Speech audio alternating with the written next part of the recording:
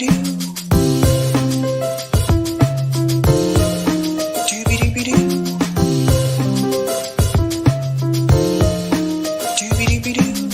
your host, sabrinasalvati.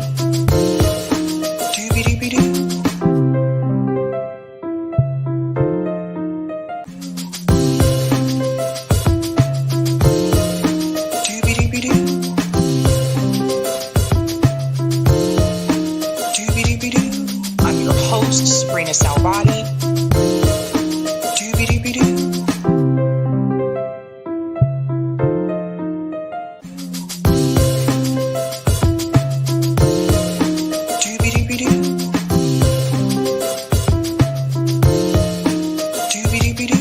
I'm your host, Sabrina Salvati.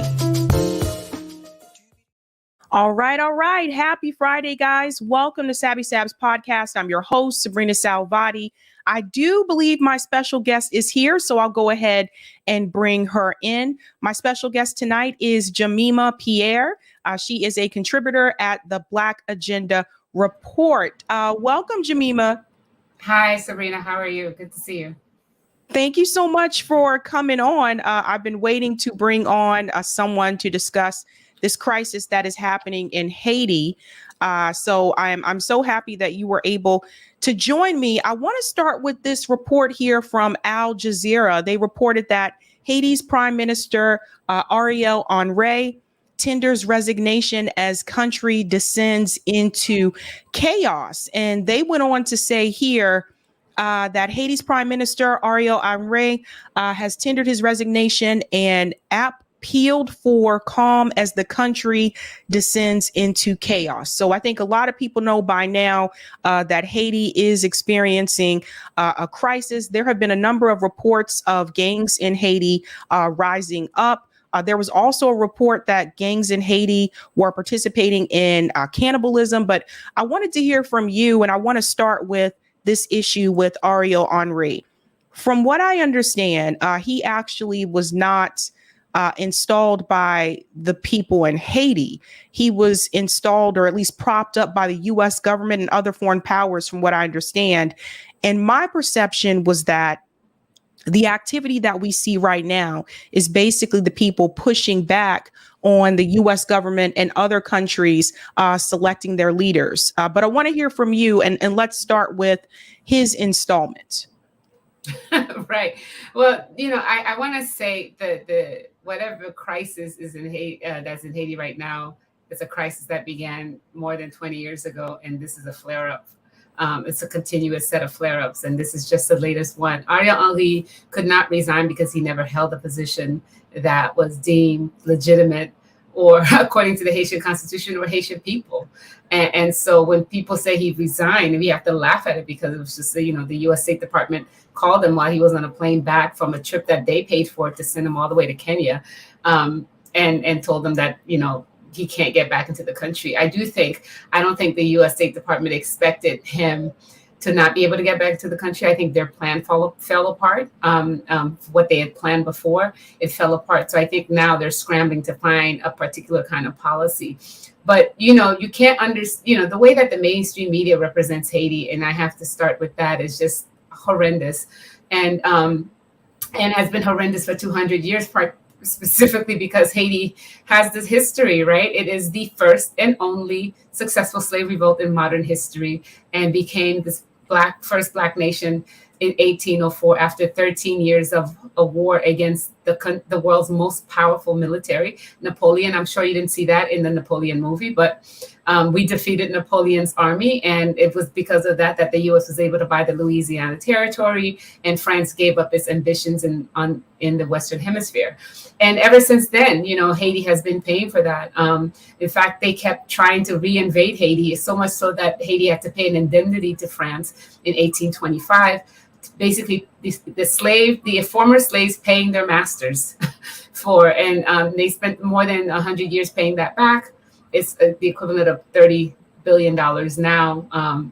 And so that they would be left alone. And then U.S. occupied Haiti in 1915 to 1934.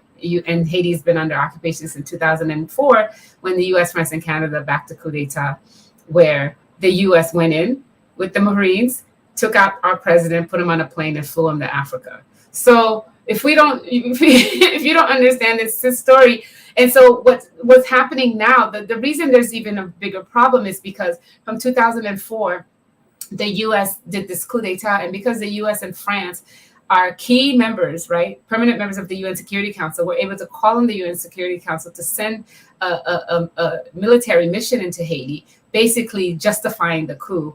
And then they basically have been running Haitian government. They dismantled the Haitian state. So when they took a president out, we had 7,500 elected officials. Now we have zero because they installed, brazenly installed government after government in Haiti. And I know I'm talking a lot, but I just want to just point out that one of the key things is 2011, where Hillary Clinton flew into Haiti after the earthquake and demanded, after forcing Haiti, paying for these elections, and then the candidate they want did not make it, they forced the Haitian Electoral Council to change the election results to put in who they wanted. And this is the beginning of Ariel Henry, because he's part of that political party. Then that political party that continues to reign of terror, that armed young people to go in and massacre the people who are protesting against all these terrible policies and practices of the government. And they would call them gangs too. So I'm very wary about using the word gangs, but I do think it's important to people present it as if this came out of nowhere. And it's like these Black people running around with guns, eating people, and that's not new, because if you look at July 1921 New York Times headline, while Haiti was under occupation, the headline was, "Haitians eat a U.S. Marine." Right.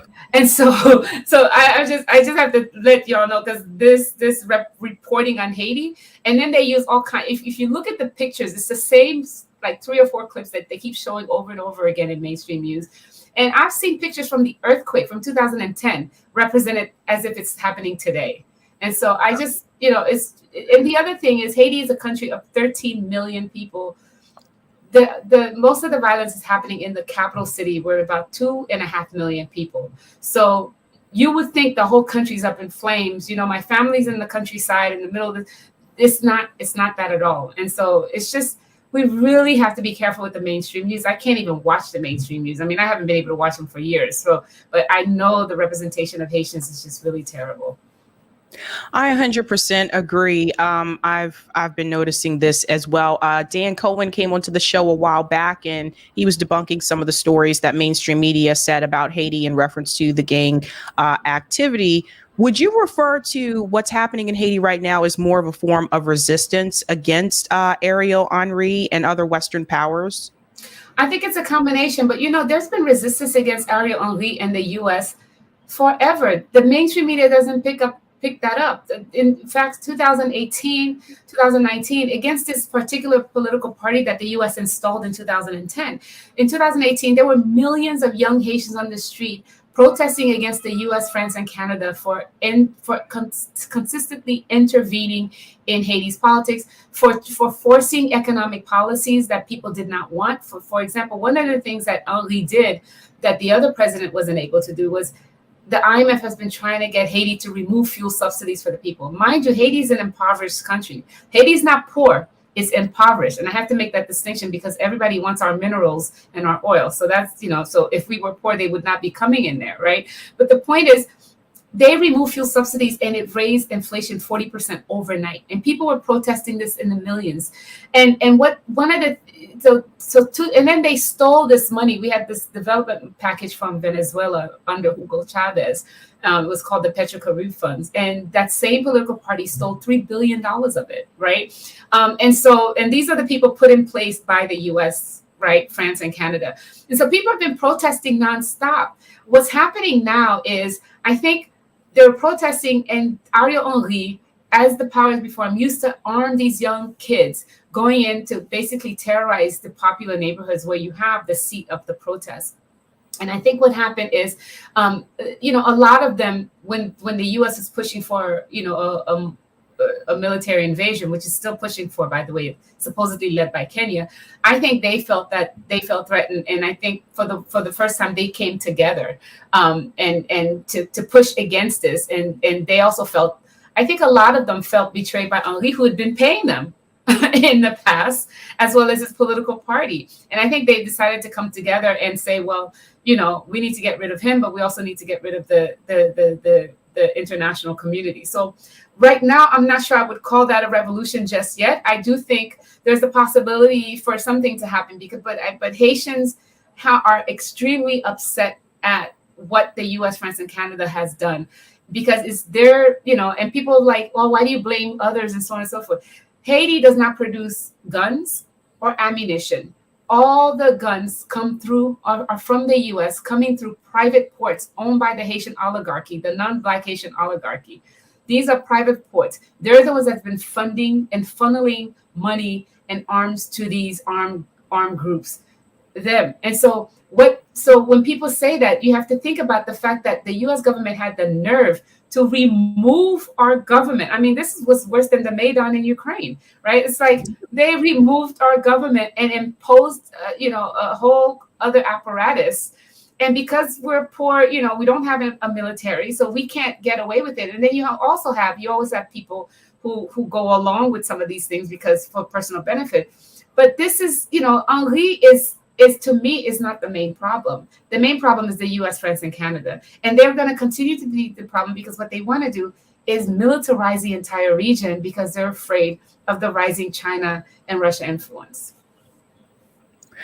Interesting. Why would Kenya, because if it were me, and I'm thinking if I were in Kenya, or if I were Kenyan, why would I choose, as someone if you're part of an African country, why would I choose to go get myself involved in Haiti, knowing what the West has done to Haiti? I don't think they know. I mean, I think that's the difference. I think one of the significant things about the Haitian situation is that, you know, I say Haiti's under occupation. Haiti's been under occupation for 20 years. One of the significant things about what happened is the US and France, two members of the UN Security Council, staged a coup d'etat. And everyone who's watching this can go to Google and Google Ottawa Initiative on Haiti, because they planned this a year before in Canada, where they decided that they were going to remove this president that they didn't like. And they said they were going to put Haiti under tutelage. Right. And then they carried out the plan. They armed, you know, like Guy Philippe, the guy whose name is made everywhere. The U.S. trained him in Ecuador. U.S. Special Forces trained him in Ecuador, and then funded him and put him in the Dominican Republic, and funded a ragtag group of armed paramilitaries. Right.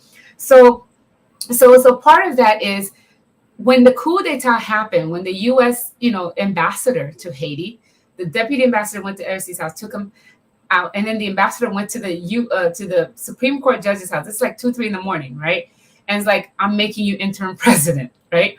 When this happens, immediately, France and the US had already drawn out a document for the UN Security Council to actually go ahead and say, we need a stabilizing mission in Haiti, because it's a danger to the international community, which is BS. Haiti is a tiny little place. And so the UN mission was able to give cover to this coup d'etat, because people thought they were coming to help Haiti. So the mission, this is the US's new policy. That's why I say Haiti's a laboratory, because they're basically saying Haiti's a problem that they caused, but they were able to get a UN peacekeeping control force of 12 million military, that the whole thing, led by Brazil. Lula's Brazil led the military wing, because they had promised them a seat on the Security Council.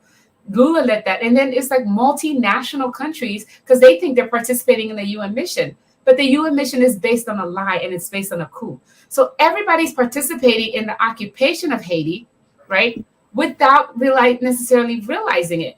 And so they think they're helping Haiti. And I think a lot of people don't realize what happened in 2004, how the U.S. took over and created this thing called a core group, which basically they're the ones that named Henri as the prime minister. It's a core group of U.S., France, Canada, Brazil, the European Union, and the OAS that call themselves the core group that manage Haitian affairs, even though we're supposed to be independent and sovereign.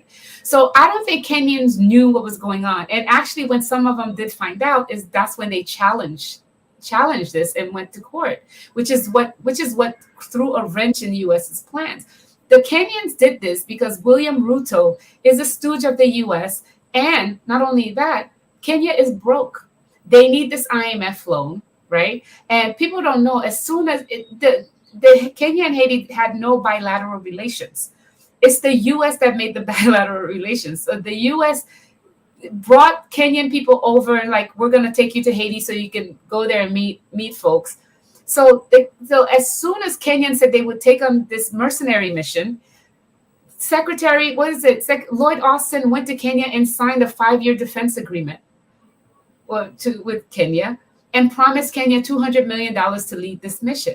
And so this is what's happening. Kenya is broke. The people don't really know, the history of Haiti and what's going on.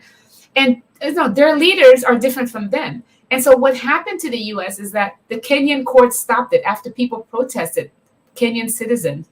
And the U.S. did not expect that. They did not expect this kind of, stop in the road.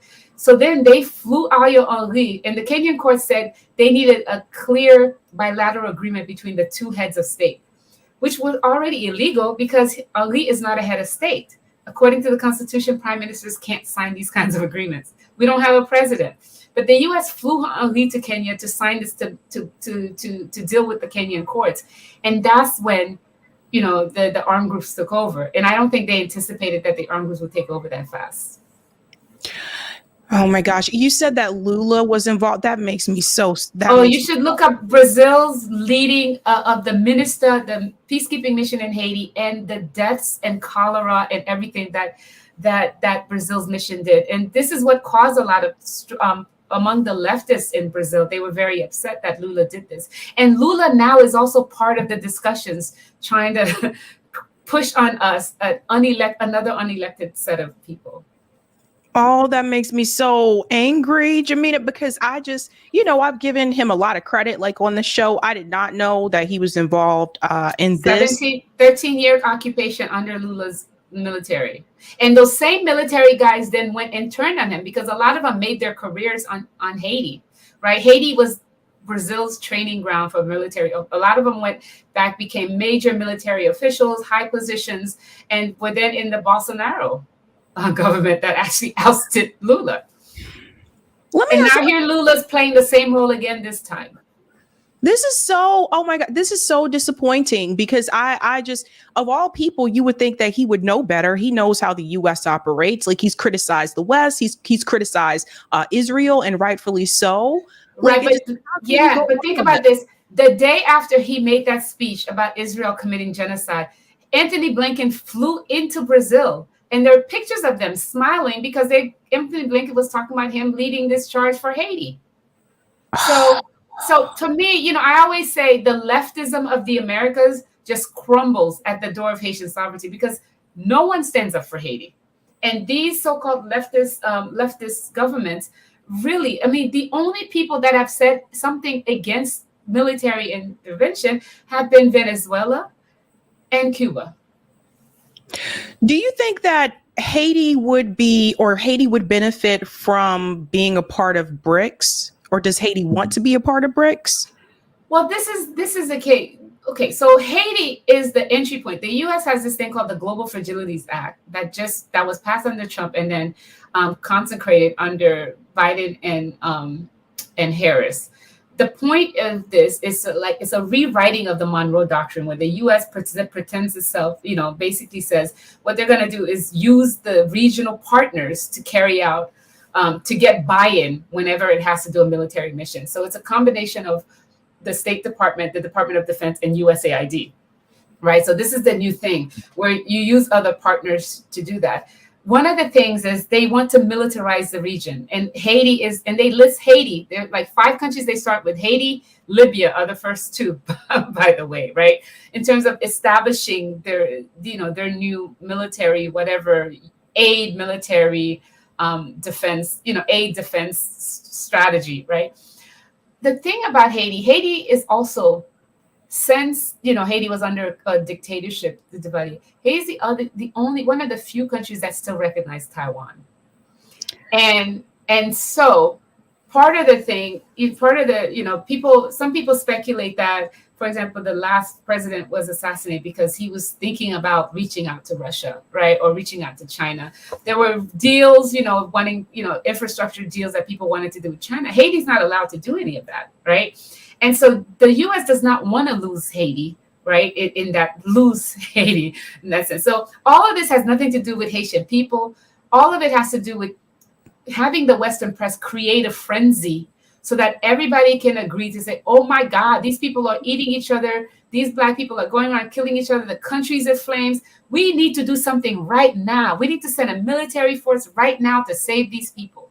That's what the media is set up for, right? Because the truth is, Jamaica has an amazing, terrible gang problem. They've been under a state of emergency for most of last year. Look at the Mexican cartels. They're more armed than the U.S. police. Look at Ecuador. They had a huge gang violence. Why is Haiti the only place where there's so-called gang violence? That's everybody saying we need an armed foreign military intervention for an internal, group problem that's only in the capital? That people should think about how absurd that is. I even remember, I believe it was last year when I covered this, Sri Lankans actually rose up against their prime minister. Actually, there were thousands of them. They ran into his estate, kicked him out of his house. He ran away from the people and got on a plane. And I noticed that a lot of mainstream media did not cover that. I found it on Al Jazeera. I found it on one, mainly European outlets. But I didn't find that really on mainstream media like MSNBC or CNN. It's really interesting. But just think about all the attention that they're giving to the so-called gangs or whatever in Haiti versus how silent they were about what happened in Sri Lanka. And they actually kicked the prime minister out of the country. Right. No, it is. And so you have to always be careful when it comes to Haiti. We always joke that you should see what plans the U.S. has for Haiti and when media coverage on Haiti begins, because you don't hear anything about Haiti, right? I mean, look, the assassination has been happening. The assassination happened almost 3 years ago. Right? Why, and so every time, and the U.S. has been wanting an armed foreign invasion of Haiti for 2 years to uphold this puppet, Ariel Henry, that it put in place. So the first call for a foreign invasion was to stop the protest. And then Ariel Henry said, these gangs are taking over and so on and so forth. But it was like it was like poor people protesting, and the poor people have bore the brunt of all of this, of the violence, because these are tightly packed neighborhoods, right? And I won't call them ghettos or slums because I think that's so terrible, that language. They're poor, impoverished neighborhoods. And that's what people are. And a lot of these armed groups, whenever the government is upset that's what the resistance is, they always go in and shoot into these neighborhoods and kill a bunch of people. So do these young armed groups. And so this has been happening. This has been happening for 2-3 years. Why is it now a big problem? Because the U.S. is ready to do what it needs to do to take over Haiti. Because what is it doing now? It's meeting in Jamaica with the stooges of CARICOM, the Caribbean countries, and the Western powers to create a presidential council where Haitians don't have a say. So they met in Jamaica, where it was Haiti, France. Can you ask yourself why France is in our business all the way over here? So you have the U.S., France, Canada, Mexico, and Brazil meeting to come up with a solution for Haitians, right? The so-called political Haitian-led solution. So what do?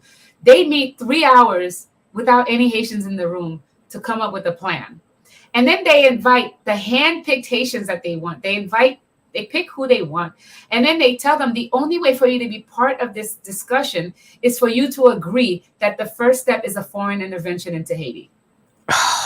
And so that itself is a non-starter. And so for those people who agree to those terms, everyone's looking and they're like, oh, okay, so you agree to the terms that the first thing you need is a foreign intervention. So you're allowing the U.S. to determine that. Mind you, the only thing that they suggest for Haitians is violence. After the earthquake, the first thing the U.S. built was prisons, right? They didn't build hospitals. They didn't build schools. They're not suggesting anything else but a foreign armed intervention. And I also want to point out that people are saying it's a UN-led or UN. It's not. If you read the UN resolution, it's an explicit non-UN resolution, which means that there's no accountability. Because even under the UN, when we had UN occupation under these military soldiers that, there's like, I think 500 something cases of like paternity suits against the rapes of these soldiers and UN soldiers of Haitian women and children. There's the cholera that killed 30,000 Haitians and sickened a million that the UN soldiers brought. So, but at least there was a veneer of legality, right? Even though UN had immunity. So now you're bringing Kenyans that are not under the UN purview. The UN did not want that because they said it would require too much force, because they're basically going to have to go in there and shoot up the neighborhoods. These Kenyans don't speak French or Creole. So how are you going to de-escalate, right? You go in there, you just go and shoot people. So this is a mission to go in and kill people. And I think they're expecting the mission to fail so that they can come in and say, you've killed these Kenyans. We have to come in and save you. I want to go back to the earthquake in Haiti because I have a lot of beef with the Red Cross because of their activity. They raised all this money, millions and millions of dollars. And then I was reading articles that said they built like six houses. Yeah. What happened to all that money? And then I want to connect that to the situation in reference to immigration in this country, because I also remember this is under Biden's presidency. There were Haitian migrants that were trying to come across the border. And I think a lot of us remember seeing those pictures of the rangers that were on the horses and they were trying to whip them, whatever they were using. They were trying to basically hit the Haitian migrants, and the Biden administration had to quickly address that. Right. So it's just listen to everything that Jemima just said. And this is what I want people to understand when we talk about, why are people coming here, or why are so many people coming here? You have to think about the interventions in these countries that our government is doing. If somebody came into your country, or if someone came to the United States and they destroyed our country and we didn't have hardly anything left, we still have resources, but they were taking the resources. So we didn't have anything left. What would you do? You would try to leave. So I want to make that connection there I want to hear a little bit more about the Red Cross, like after the earthquake, and the migration movement that's happening as well. Right. As far as I'm concerned, humanitarian aid is a jobs program for the Western countries. I was in Haiti after the earthquake. I'd gone back and forth, and I was visiting a friend. And I have a piece written about this because it was devastation, and communities were coming together. People were sleeping, under tents because they were afraid to go under their buildings because, there were still aftershocks and so on and so forth. So he's like, let me show you something. So he drives me all the way to, about 45 minutes from the capital city to this resort, where it used to be a former Club Med. And it was all the humanitarian workers. I walked in there and it was just like food. They're doing step aerobics. There's the beach. There's the pool. There's like, and then, I met this young guy who's like from Australia, and he's just like, yeah, well, we had to come here to help. And so for me, most of the money went into these kinds of things.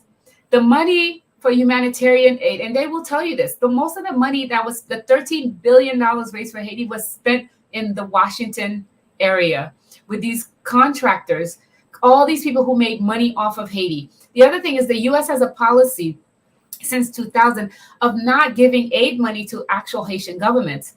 They give them to the NGOs who then distribute them, which actually gives the NGOs, and not local NGOs, the international NGOs, then have more power than the state, right? Than the Haitian government. So most of the money went to these NGOs. Most of the contracts went to the elite and their buddies, Bill Clinton's buddies in Haiti, right? Building, the one thing they built was a factory for cheap labor in the north, and the Marriott Hotel, all that, Marriott Hotel in Port-au-Prince, all that is aid money, right? So the aid money was to go and up to maintain the lifestyle of all these so-called humanitarian workers who have to make sure that they create a horrible picture of Haiti so that they can keep getting their funding. So that's what happened. The other thing is, I want to talk briefly about migration because it's important. I think you're absolutely right, because the reason you had Haitian migrants, because I used to live in Southern California in LA, and I would go and I used to work with migrants at the border, US-Mexico border. These migrants, you know where they're coming from? They're coming from Brazil. You know why they're in Brazil? They're in Brazil because Brazil was occupying Haiti from 2004 to 2017 because Brazil was leading the military intervention, and Brazil opened up, gave some visas, and they needed cheap workers because they have the World Cup and the Olympics, right? This is so we think about this.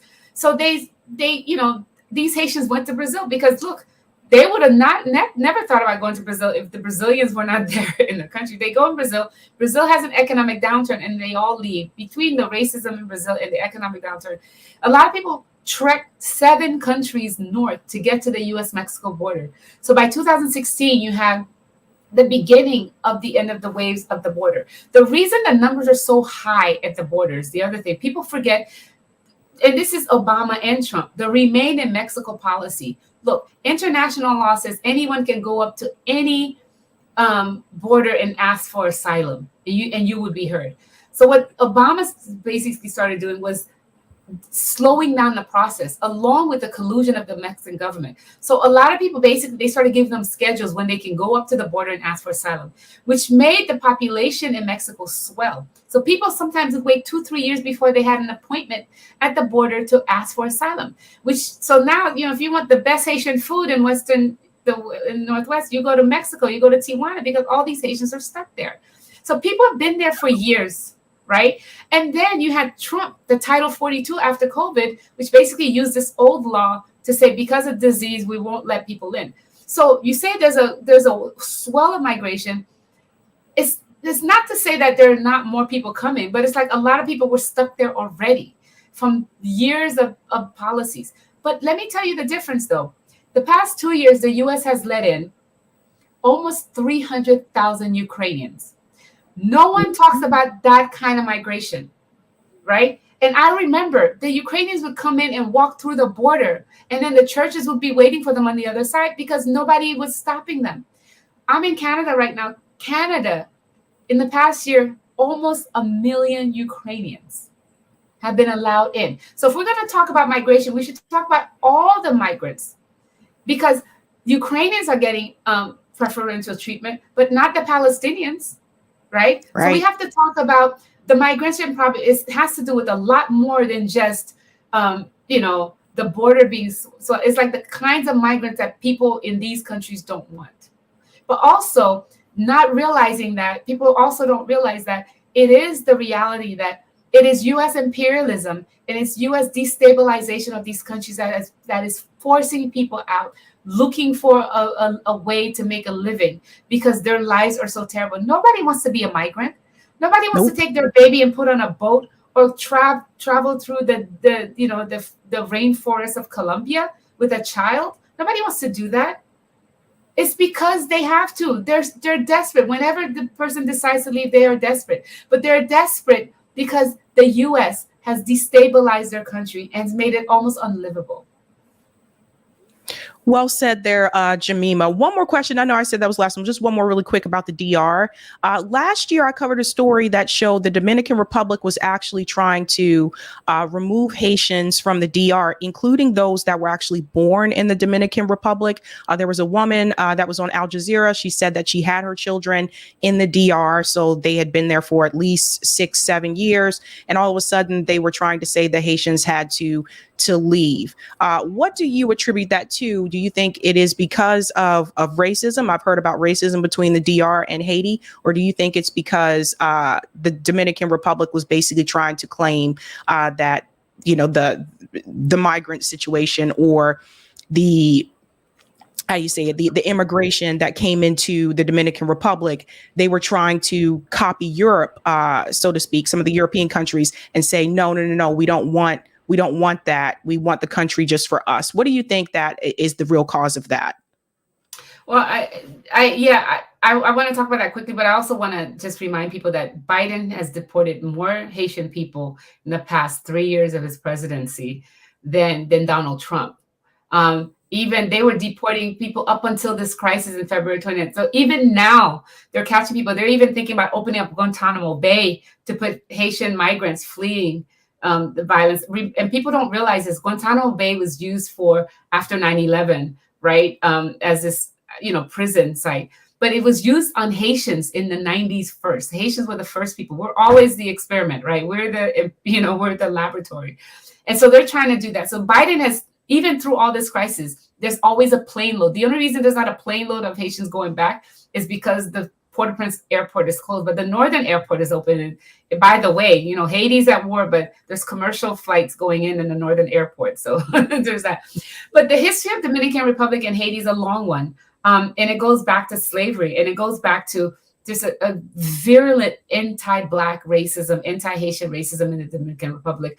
In fact, this is not the first time the Dominican Republic has denationalized Haitians. There's the 1937 massacre of Haitians is a stain on the country's history. This was under Trujillo, this dictator in the Dominican Republic, and basically they had Haitians who've been living there and in doing the dirty jobs that Dominicans don't want to do in the sugarcane fields. They've been there a long time. They were hacked to death and thrown into this river. The river's not called Massacre River. They killed 30,000 Haitians, right, with machetes. This is the history of the Dominican Republic. And in 2013, they passed a law that denationalized Dominicans of Haitian descent going back 8 generations, which means like almost 250,000 people. That's what they did. And the funny thing is, the Dominican economy does not work without Haitians. They need the Haitian cheap labor, which has been there over, but they also need the Haitian markets. They dump their goods on Haitian markets all the time. And so if you shut down the trade, they're suffering. And I also have I think it's the Dominican elite who've always hated Haiti from the very beginning. But what they're doing now is basically their neoliberal policies have left the Dominican Republic in terrible economic straits, in dire straits. So what do? They do what everybody else does. You turn and you basically go to your resident people that you can pick on. And so they're using the immigration problem to not deal with their economic and their failed economic policies that is making people suffer. And so then they turn around and they blame that on these people who've been there for generations. Jemima Pierre, thank you so much. I would love to see you on everyone's show. I've seen a lot of people come on and talk about Haiti, but you really know your stuff. But thank you so much for your time. Thanks so much for having me, Sabrina. Good to see you.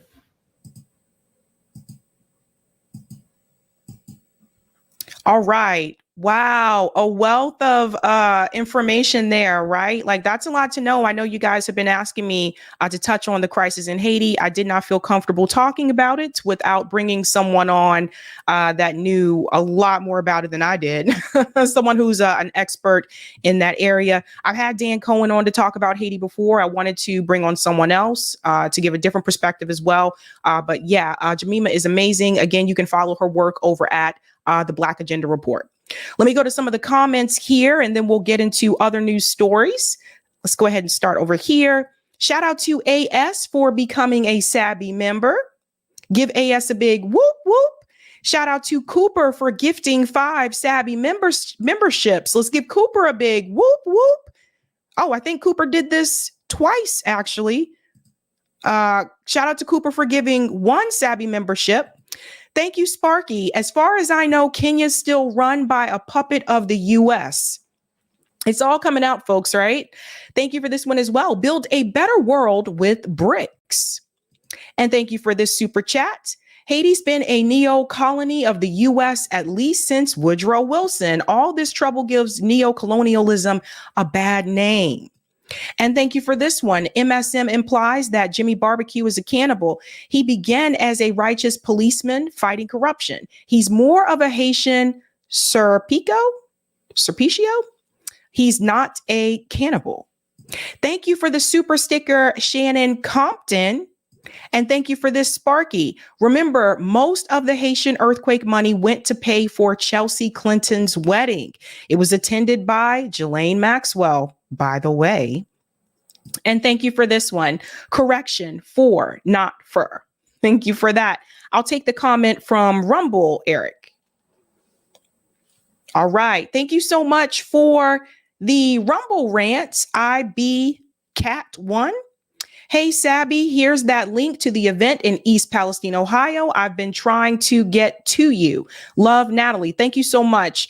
Eric, if you can copy and paste that, you can just send it to me in the private chat. We have so much more to discuss tonight. Tonight is a rather big show. First and foremost, let's go ahead and give a shout out to Sabby patrons. Thank you guys so much for holding down the fort around me. If you are interested in being a Sabby patron, I have 5 categories: Ultimate, Sabinators. There's also Sabsters doing the damn thing. Don't forget about those Sabbies. And of course, members. All of their names are listed here. You can also see their names scrolling across the ticker at the bottom of the screen. And I want to give a shout out to new Sabby patrons. Let's give it up to Richard Van Der Meeden, Heidi Scar, and Jay Sharp. Thank you guys. Thank you so much. I'm trying to make sure I stay on time tonight because I know Eric has his show after mine. We're going to go ahead and jump into that thumbnail. Let's see what else we are going to discuss tonight. I also have a bonus news story for you that I was not planning on discussing, but things sure did change today. Tonight, we are discussing Candace Owens fired. Notice the picture there. It says she's out. I told you, I hate to say I told you so, but I told you guys it was only a matter of time. We're going to talk about that. We're also going to discuss AOC Aipac lies. We'll get into that initiative that is actually being put forth by Justice Democrats there and what AOC and some of her comrades are not being honest about in reference to that. We're also going to discuss Msnbc exposes Biden. Ali Velshi actually is behind this. He's the same one that revealed some things about AIPAC on MSNBC. And of course, Jemima Pierre was just here to discuss the crisis in Haiti. And I do have a bonus story for you tonight. Again, I was not preparing to discuss this, but I think people need to hear this story. So let's actually go ahead and start with that one. Bonus story. There were actually a couple of you that reached out to me and you were asking me if I could discuss this issue that was going on with Kate Middleton. You know, at the time when I looked up that information, I saw a couple of rumors, no real confirmations, right? But a couple of rumors about Prince William possibly having an affair, allegedly having a child with that woman. And I was like, I'm not going to talk about that, right? But then there was another part to this story, which is the fact that apparently Kate Middleton has been absent. She had not been seen in public, I guess, since she had her surgery last year. She had a stomach surgery and people were just kind of like, where is Kate? Now, for someone who is a member of the royal family, that is not normal. They are used to being in the spotlight quite often. Of course, if you're a member of the royal family, you do kind of have this agreement with the tabloids that they can take pictures of you, and as long as you give them access to your life, right?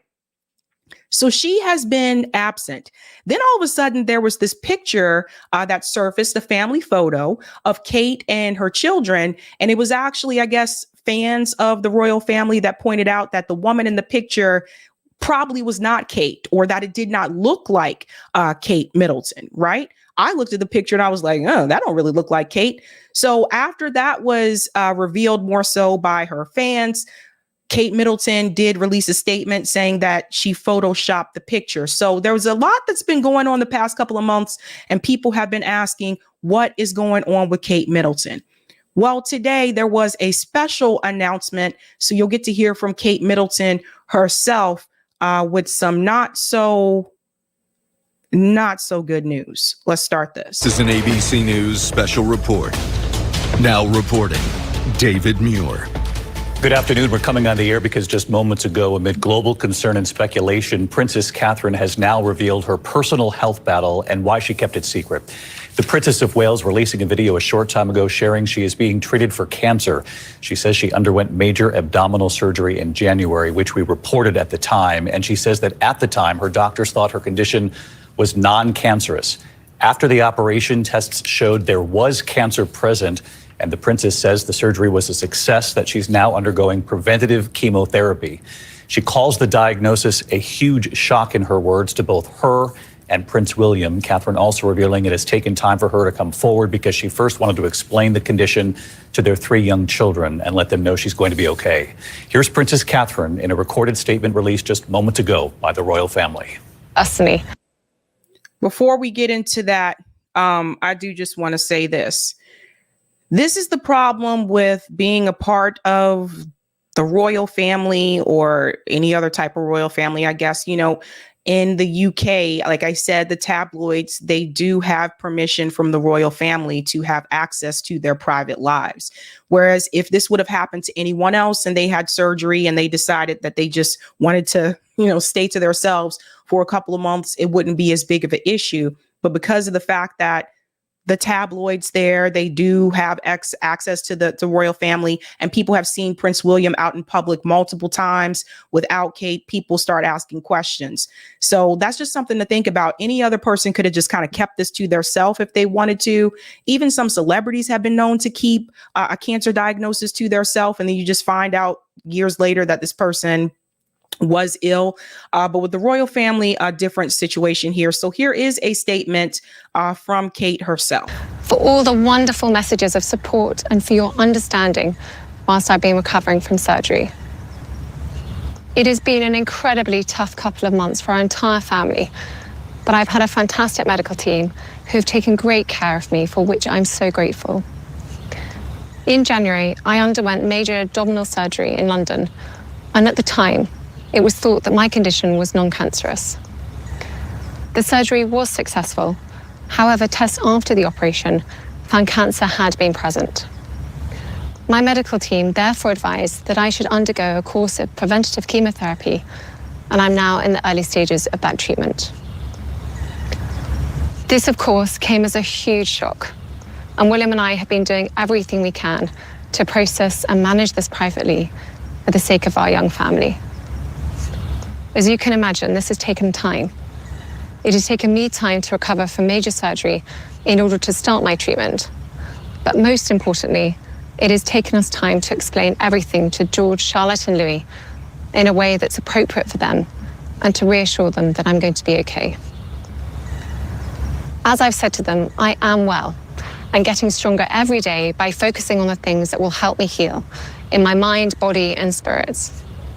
Having William by my side is a great source of comfort and reassurance too, as is the love, support, and kindness that has been shown by so many of you. It means so much to us both.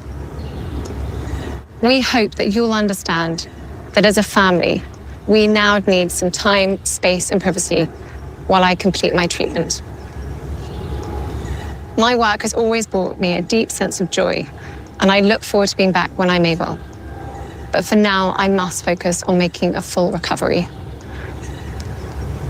At this time, I'm also thinking of all those whose lives have been affected by cancer. For everyone facing this disease, in whatever form, please do not lose faith or hope. You are not alone.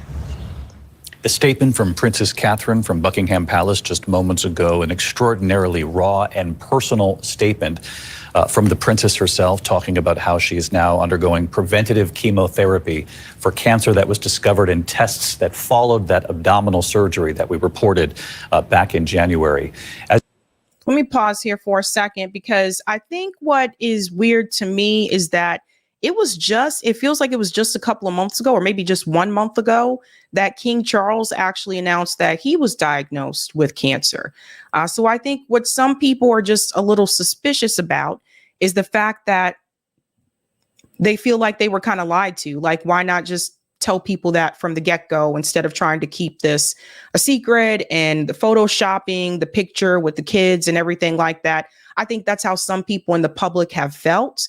But the reality is, you know, hopefully now people will kind of just let this go and stop asking where she is and all those kinds of things.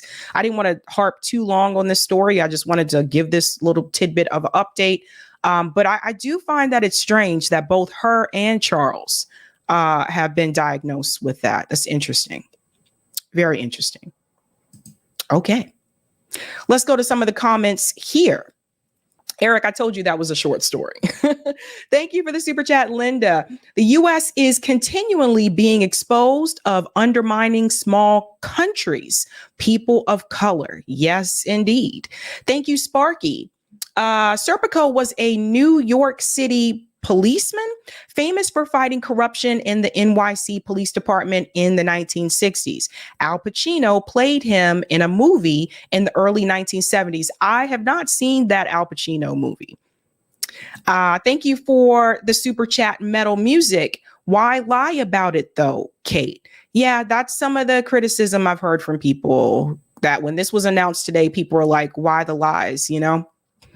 Thank you for the super chat, Sparky. Famous naturalist and painter of birds, John James Audubon, was born in Haiti. The Audubon Society was named after him. Thank you, Sparky. Sparky always brings interesting information. I'll take that comment on Rockfin, Eric. Thank you so much. Thank you for the tip on Rockfin, Dave. Thank you, RBN, Sabby, and Eric. Thank you. Thank you.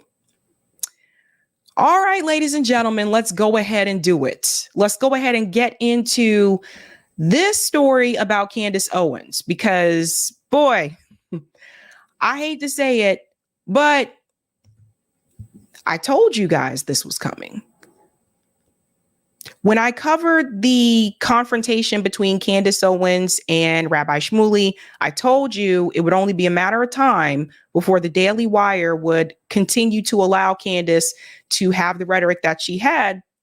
And her rhetoric was somewhat mild, we'll get to one part that wasn't, but somewhat mild compared to others like rhetoric, compared to my rhetoric about the state of Israel. Her rhetoric was somewhat mild, right? It didn't take much, but I told you this was coming. And here we are. So it was announced earlier this morning. It was the first thing I saw when I woke up, that the Daily Wire has decided to fire Candace Owens. They have decided to part ways with her. And I think we all know what this is about. I want to get into this article here from The Guardian first, because there's something mentioned here that I think some people may have forgotten about. Candace Owens leaves the Daily Wire site amid Israel and anti-Semitism tensions. The far-right commentator Candace Owens left the right-wing Daily Wire website amid tensions over her alleged anti-Semitism and opposition to U.S. funding of Israel's war in Gaza. So again, her criticism was more so about the funding. So she was continuing the same principle that she had about funding the war in Ukraine. So I told you guys before, when you change the country, some of these people that were against funding the Ukraine war were totally fine with funding Israel, right? So she kept that same principle. And then she also had the criticism of the deaths of children in Gaza. Like, she's been very vocal about that. But it's not like she came out and said Israel is a terrorist state. It's not like she attended any of the pro-Palestinian rallies like a lot of us have, you know. So it didn't even go to those extremes. But there was one piece that was mentioned on her show that I think could have also hit a button.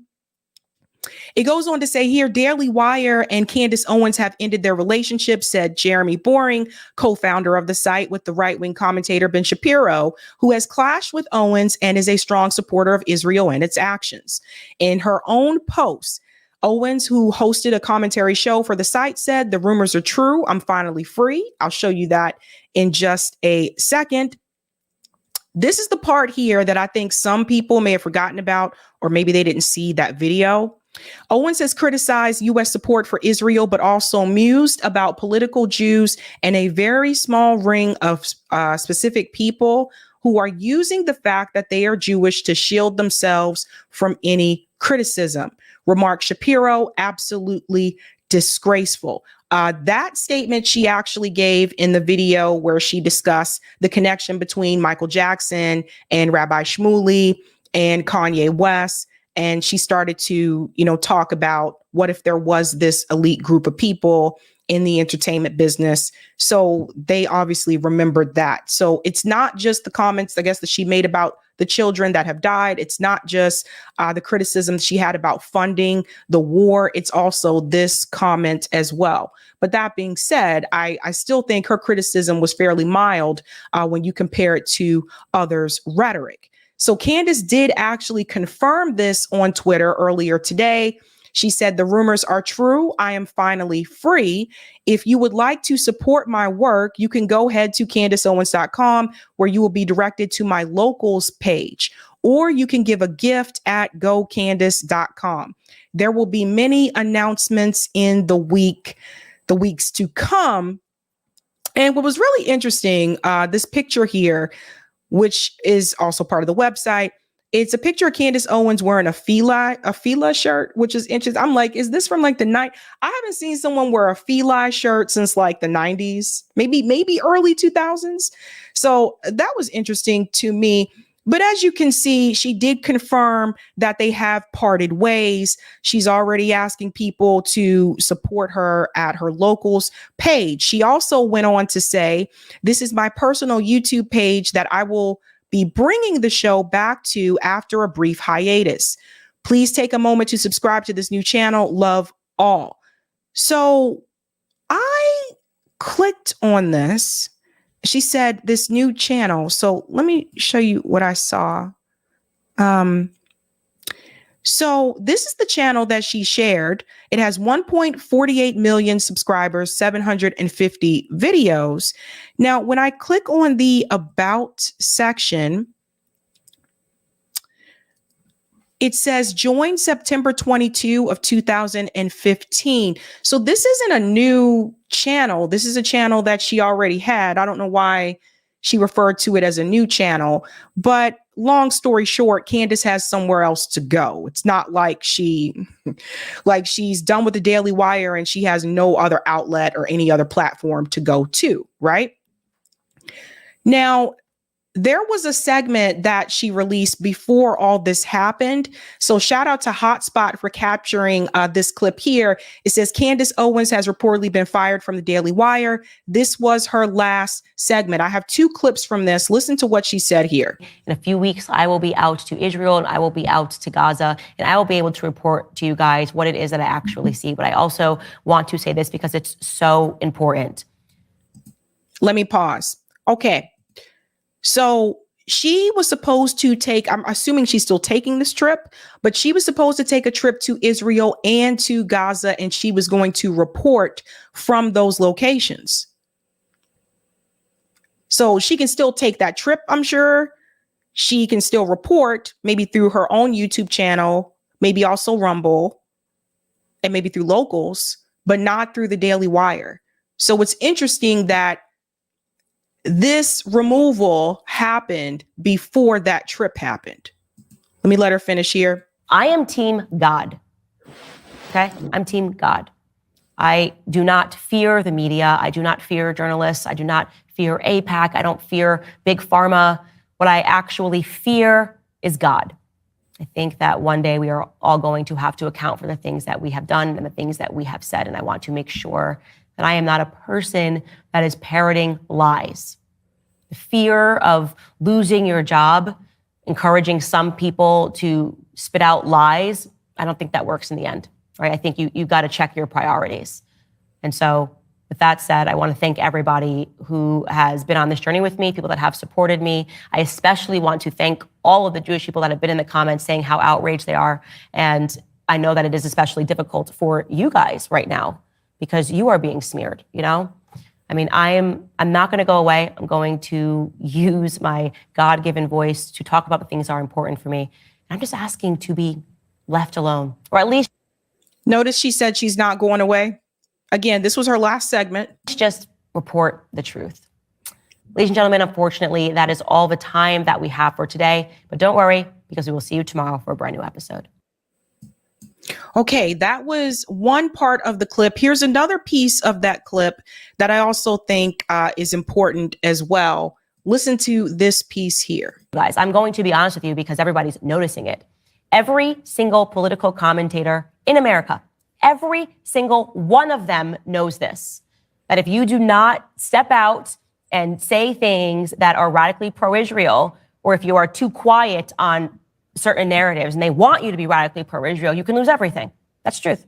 That is a fact. I'm not feeling like I need to hide from that anymore or be afraid to say it, rather, is a better way to say it, because I've endured this for years.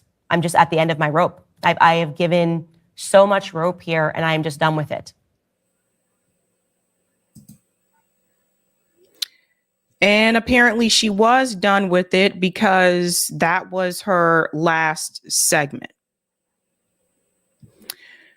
So what was really interesting to me when I heard this news today is that all these years I heard Candace Owens talking about the cancel culture on the left. And it just so happens the very people that actually canceled her, at least from the Daily Wire, were her comrades on the right. The Daily Wire, Ben Shapiro, they're the ones who canceled Candace Owens, not the left. And this goes back to something I've been saying for a while. We're going to dig a little bit deeper into this, but it's the fact that when it comes to free speech, when it comes to the cancel culture, it's really not partisan. They make it seem like it's partisan, but it's not, because the Republican Party and the Democratic Party, they both participate in cancel culture just about different issues and different social issues, actually. Right? We're going to take a look back at a statement from Candace when she was at a hearing confronting white supremacy, because I want to make a point here. I want to show something to you. This is years ago. Listen to what she says, because something about Candace, she had this way of telling some truths, but missing the connection to the overall, substance. Listen to this. To try to assign reality or any meaning to a homicidal maniac writing a manifesto, which, by the way, let the record show, also stated Spyro the Dragon, the child's cartoon, as a source of inspiration. He also cited Nelson Mandela as a source of information. I don't think that Nelson Mandela has inspired mosque shootings. You can correct me if you think I'm wrong. You would rather assign meaning to a homicidal maniac than to actually address the things that I said today that are actually harming Black America. Number one, father absence. Number two, the education system and the illiteracy rate. Pause. Now, those things that she mentioned in reference to the Black community, father absence, education, illiteracy, right? This is not to say that those are lies. These are issues that we do have to deal with in the Black community. No one's saying those are lies. Okay? Here's the problem. Listen to this part after this. Let me go just back a little bit more, because I'm going to show you how she misses the connection. One, father absence. Number two, the education system and the illiteracy rate. Illegal immigration ranks high, abortion ranks high, white supremacy and white nationalism, if I had to make a list again of 100 things, would not be on it. Pause. This is where Candace misses the connection. Because the examples that Candace just gave you, fathers not in the home, illiteracy rates, education issues, those are all tools of white supremacy. This is how someone like Candace Owens was able to have a job at the Daily Wire. This is what I've continued to tell people. As long as she continued to support talking points that were anti-Black, she was totally welcome at the Daily Wire. But the moment she tried to have talking points that criticized the state of Israel, that was a no-no. That was a bridge too far. You see, Candace Owens' role at the Daily Wire was to give a Black face to white supremacy. You have to understand, and I've said this multiple times before, the greatest tool of white supremacy is to get a Black person to do it for you. And it's not just Candace Owens. It's not just Black people on the right. There's Black people who are liberals who also do this. Blackface, high place. You've heard the saying before where people say not all skin folk are kinfolk. This is very true. Because you see, her role was to make white people feel comfortable, white people who had those same views and opinions that Candace did about Black people, the absentee fathers, poor education, illiteracy. Her role at the Daily Wire was to make white people feel comfortable with feeling that way and having those opinions about the Black community. That's the Black face for white supremacy. I'm assuming they're looking for another Black face now, right? But the moment Candace Owens tried to do the same thing in reference to Israel, in reference to Zionism, in reference to claiming there's an elite group of people, oh no, they said, you got to go. It was okay for her to demean Black people, but it was not okay for her to demean Israel. And this is what I want people to understand. That is not a Republican thing. That's not a Democrat thing. That is across the board. Candace Owens is realizing that now. Do I agree with people being removed? Do I agree with people being deplatformed? Absolutely not. And I stand by that. You don't have to watch those people. You don't have to watch them. This is what it is. I didn't agree with it when it happened to Kim Iverson. I didn't agree with it when it happened to Katie Halper. I don't agree with that. But I want you to see what's really happening here. That Zionism is so powerful that it can just come in and pick people up, remove people from their jobs. That's how powerful this has become. So Candace has learned that she couldn't do that. She couldn't do that with Israel. She's standing by her principle of free speech. She's saying that she still supports free speech, and this isn't right. But that shows the hypocrisy, and both sides do this. The hypocrisy that has come from the right. I've talked about the hypocrisy that comes from the left on this show multiple times. There is hypocrisy that comes from the right as well in reference to this cancel culture. Don't believe me? Here's Mr. Ben Shapiro basically putting his foot in his own mouth. Now, he's another one. He's part of the Daily Wire. He's a co-founder. He's one that really came out against cancel culture, right? Didn't he just record a rap song saying, I don't care if I offend you, right?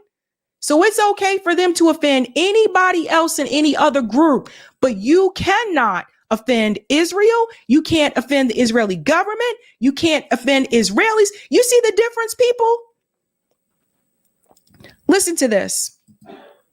The ability to make a mistake, I think, is crucial, right? Now, number one, I'm not a big fan of apology culture in the sense that, unless you actually hurt a person, you should only apologize to people you've hurt. And I think that we're a society that basically suggests that you ought to apologize to the air. You should apologize to society at large. The society at large is not a person who hurts. It's a person you hurt who you apologize to. Yeah. And sort of the general notion that you can do offensive things and then people have the option not to watch you. Right. Obviously, that I think that's the best possible solution to a lot of these things. People have the ability to engage or not engage with your content, and I think that that's a better way of doing it than sort of putting secondary pressure on people who advertise or people who may engage with your content. Well, you shouldn't engage with this content because if you do that, then that makes you complicit or whatever that is. I'm not a big fan of that sort of attitude generally. Pause that. Okay, we're going to get to the other timestamp here. So hold on to that piece right there. I'm going to go a little bit further because there's an example he gives here about the uncle, the racist uncle. Yeah, this part. Because it's exposing some things. Local, you become abstractions to each other. I mean, the first thing that you said when we saw each other is, it's good to see you as a person, right? Not on a screen. Even the fact that we mostly interact with each other over screens is a certain level of abstraction. Being in person with somebody is, there's no substitute for just sitting across a table from somebody or being in a community with somebody. That substitute doesn't exist by phone. It doesn't exist by social media. It doesn't even exist by FaceTime. It doesn't. I mean, when I'm, traveling and I FaceTime my kids, that's not a substitute for being in the room with my kids. It's not even close to a substitute for being in the room, which is why I've tried to minimize my travel, right? And so I think that that's one of the things that we've one of the methods of the growing authoritarianism that we've been talking about is the attempt to create an ersatz sense of solidarity with people through mechanisms that were not meant to promote solidarity. Long scale communication it's better than nothing, but Pay attention to this, guys. it's a hell of a lot worse than actually being with people and living with people and understanding those people, especially because, again, you give more grace to people that you actually know, right? Yeah. Like if I've said this before, like your uncle, you know, he's a good guy, really good guy, and you know all the good things he's done in his life, and he tells a racist joke one time. Is he a racist or is he not a racist?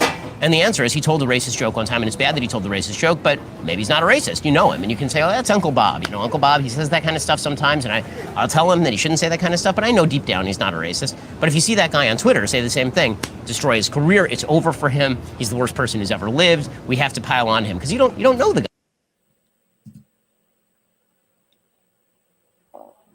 So how is that any different to what they just did to Candace Owens?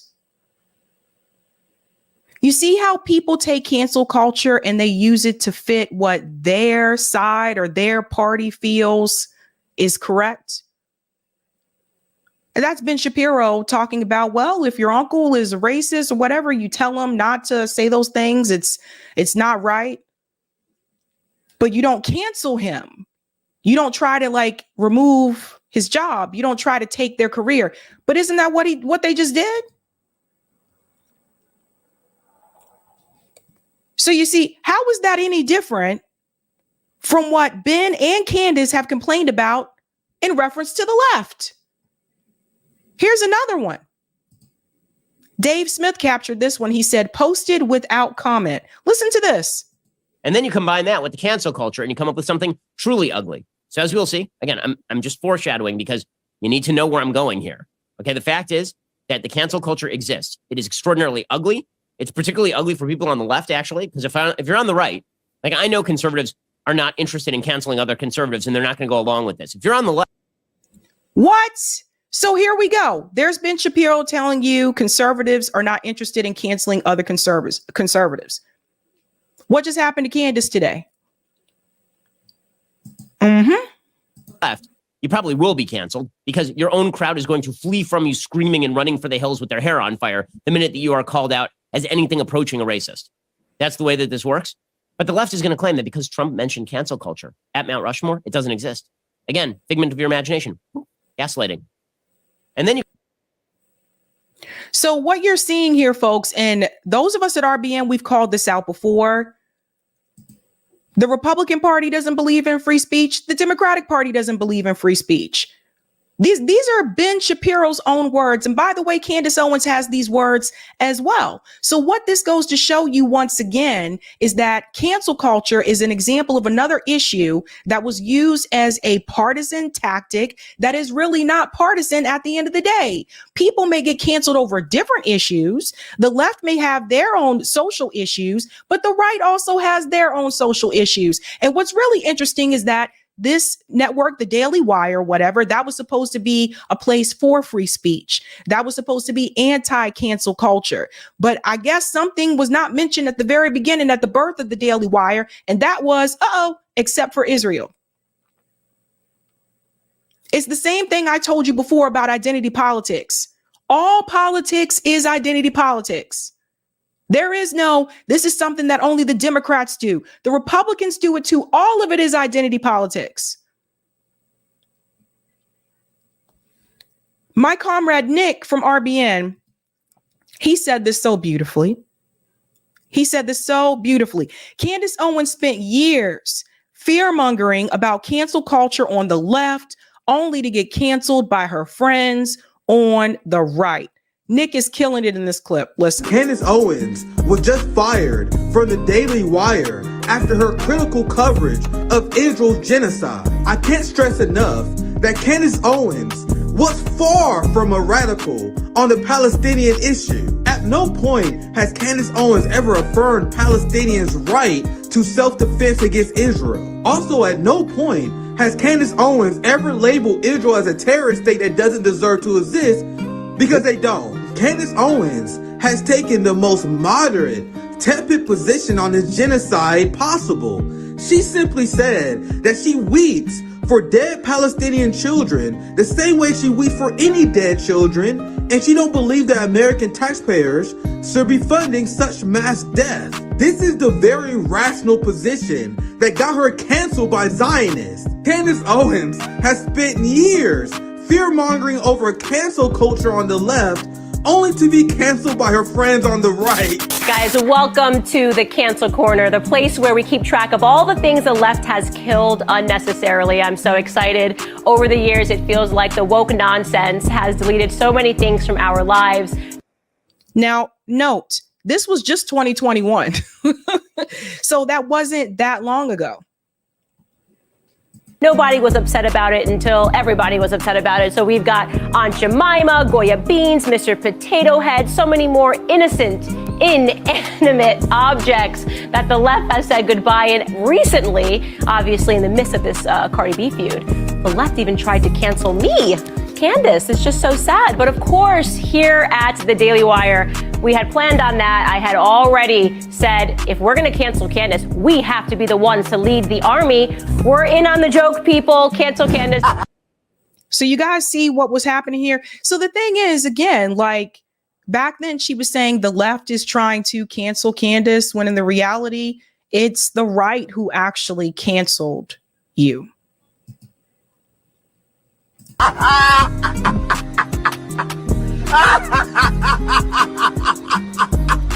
hope it's clear who the true traitors to this country are now, Candace. I hope this serves as a giant wake-up call to Americans. There is no bigger threat to the right of free speech and financial security of Americans than Israel and the ideology of Zionism. Nick is killing it with those hot spot clips there. So you got to give a shout out there to Nick doing the damn thing. Another thing that I want to mention as well, I also think that unfortunately, because Candace Owens does not have a strong camaraderie with the African American community, this is a time where if she did, I think Black people would be lining up to defend her and saying, what the fuck, right? But she doesn't have that because she spent years of her career demeaning us. And like I said, she would throw in things that, if you look at the data, it was true. So she would throw in stats that obviously were correct, right? But then she would follow that up with, this is not white people's fault. This is not because of white supremacy. She would totally push out the power dynamic, which is incredibly important.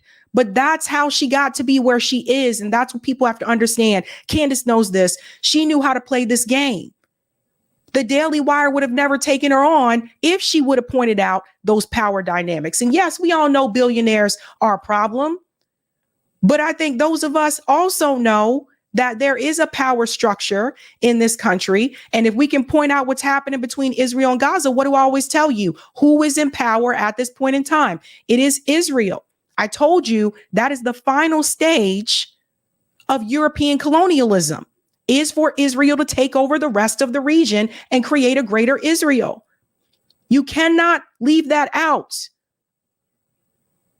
And because she would leave that out or omit it or say that it's not true, that's why the Daily Wire wanted her there. Again, the black face for white supremacy. And this issue with woke, there's something I want to show you here as well, because I want people to understand where that word really comes from. New words that aren't so new. The journalist Matthew Seed recently presented a 5-part BBC series on the history of the term woke. African American in origin, the word has entered the mainstream to describe being politically alert and vigilant, especially to racial prejudice and increasingly to all forms of social injustice. Most of us would guess that this word is of recent coinage, but Matthew showed that it first occurred in the lyrics of a 1938 song by the blues singer Lead Belly, real name Huddy Ledbetter. His song about the Scottsboro boys, 9 black teenagers wrongfully accused of assault and sentenced to death, warns of the danger of a racially prejudiced justice system and concludes, best stay woke. So what happened with that word is that once again, the Democratic Party found a way to co-opt. I can't mention how many times I've explained this, different examples. That was another thing that the Democratic Party found a way to co-opt and to make it mean different things. So then the right actually started targeting the word woke and said, listen, this is going too far. They're coming after everything now. So I want you to understand the history and know where that word actually comes from. And I bring that up because a lot of times when people on the right do criticize that, they don't tell you the history of the word. So it's important that you know where it comes from and how the Democratic Party co-opted it and made it something different. Now, what was interesting is that Sauger actually released a video earlier today. Glenn Greenwald actually clipped this, so shout out to Glenn for this. Sauger is also speaking out against the Daily Wire and what they did. Now, this is interesting because Sauger does come from that side of things. He comes from that side of things. He describes himself as a right populist, but these are people that he knows. Like, he's familiar with these people. Listen to what Sauger said about Candace being fired. So as you can see, I mean, this has been a major source of tension inside the Daily Wire now for months and months and months. And I think, look, what can we learn about this? I mean, first and foremost, it's a little bit hilarious, right? That this is what led to the departure over at the Daily Wire. Like Candace, look, whether you like her or not, she said a lot of things. She said a lot of controversial. She actually just did a whole segment about Brigitte Macron perhaps being a male. I haven't watched it. I haven't looked into it, just to be clear. So I don't know the merits or whatever that. But my point is that all of that was fine. And that never kicked up a hornet's nest. It was only... Let me pause. The reason why that was fine, and for the record, I'm not saying that it is fine.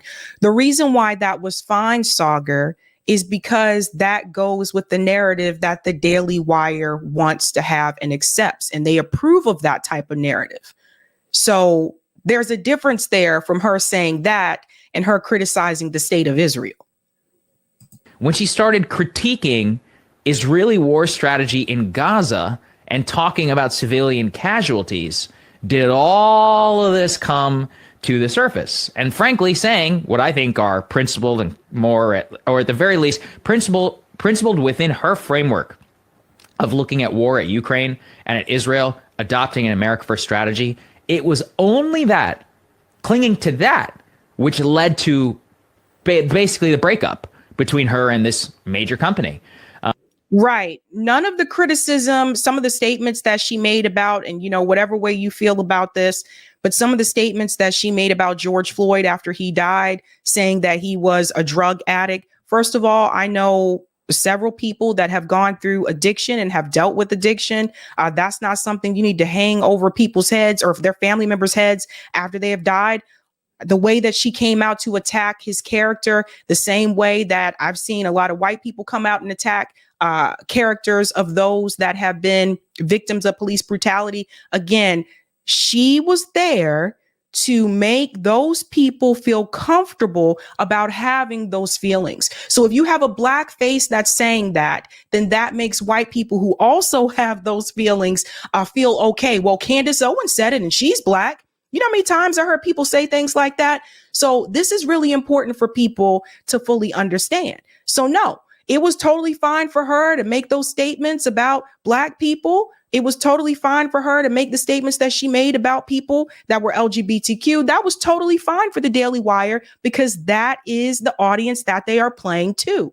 That is not to say she didn't get some things right. That is not to say I don't agree with some of the things that she has said.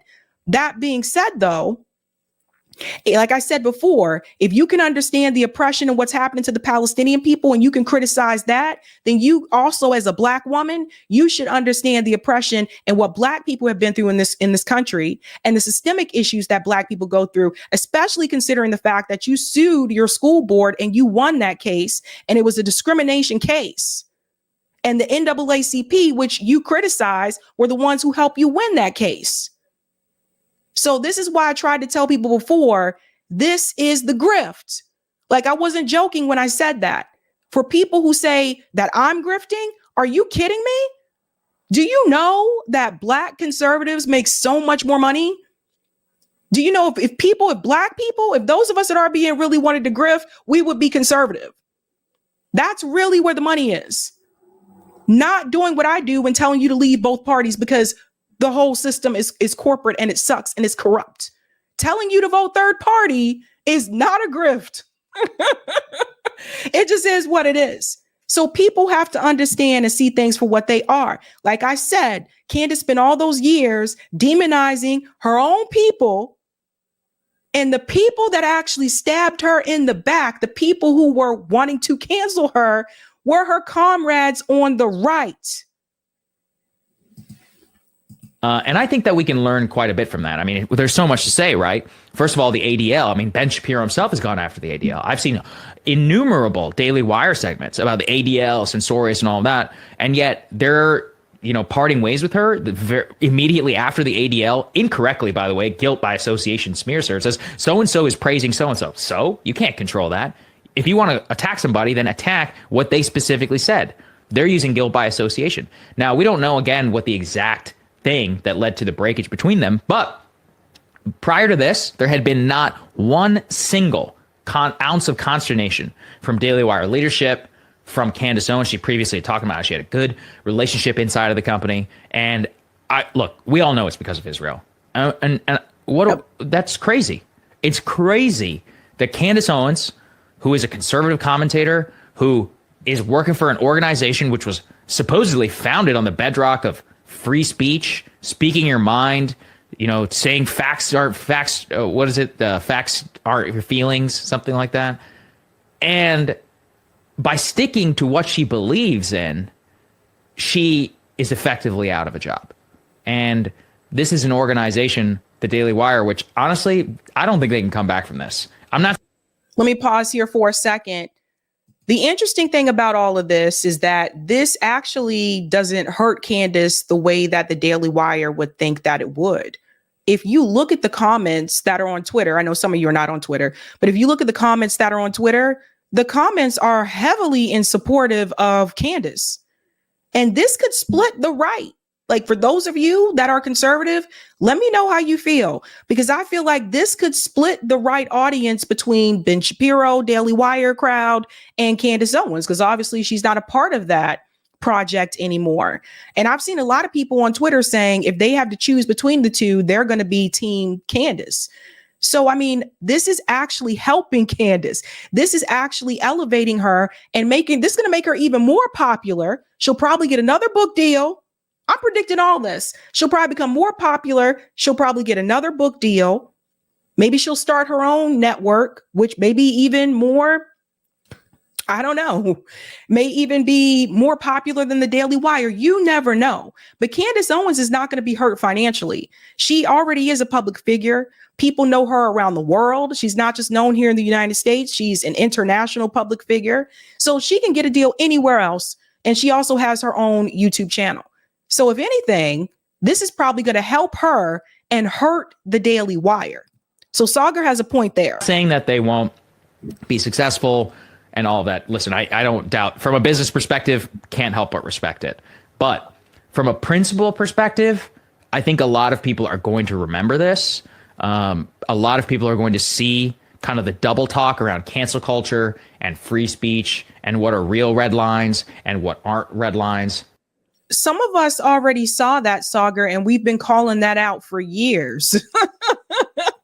We were calling that out for years, buddy. This has been a very, very revealing episode in the last 6-7 months or whatever, since October 7th. And this is just the latest casualty here in America. But I think the rift actually does tell you a lot about when you're in the institutional right, what you're allowed to talk about, what you're allowed not to. Never been happy. So think about what Sagar just said. When you're in the institutional right, it's not even just the institutional right. Again, both parties support Israel. Both parties, say that Israel was first. You may have members of those parties that don't agree with that, but for the most part, both parties support Israel. Of course, mainstream media pundits are also attacking Candace. This is interesting. This guy here, Ian Hayworth, you need to see who he's associated with. Ian here, Words in DC Examiner, Newsweek. So he works for Newsweek, Telegraph, New York Post, just to give you an idea of who he is. Candace Owens is a master of setting fires and complaining about the heat. I'm finally free, question mark. She could have quit any time. Bashing your employers while still cashing a paycheck is the lowest of the low, especially for the most vapid thought leader in our movement. So again, this guy works with the New York Post. So just keep in mind, there have been a number of people, a part of mainstream media, that have been attacking her on Twitter or have been basically applauding the fact that the Daily Wire has decided to part ways with her. We can go on to the next screen, Eric, when you're ready. But I think this is a very a telling moment. I think Candace has realized there's just certain groups that you apparently can't say those things about when you're working for another company or you're part of another company. I will tell you guys this.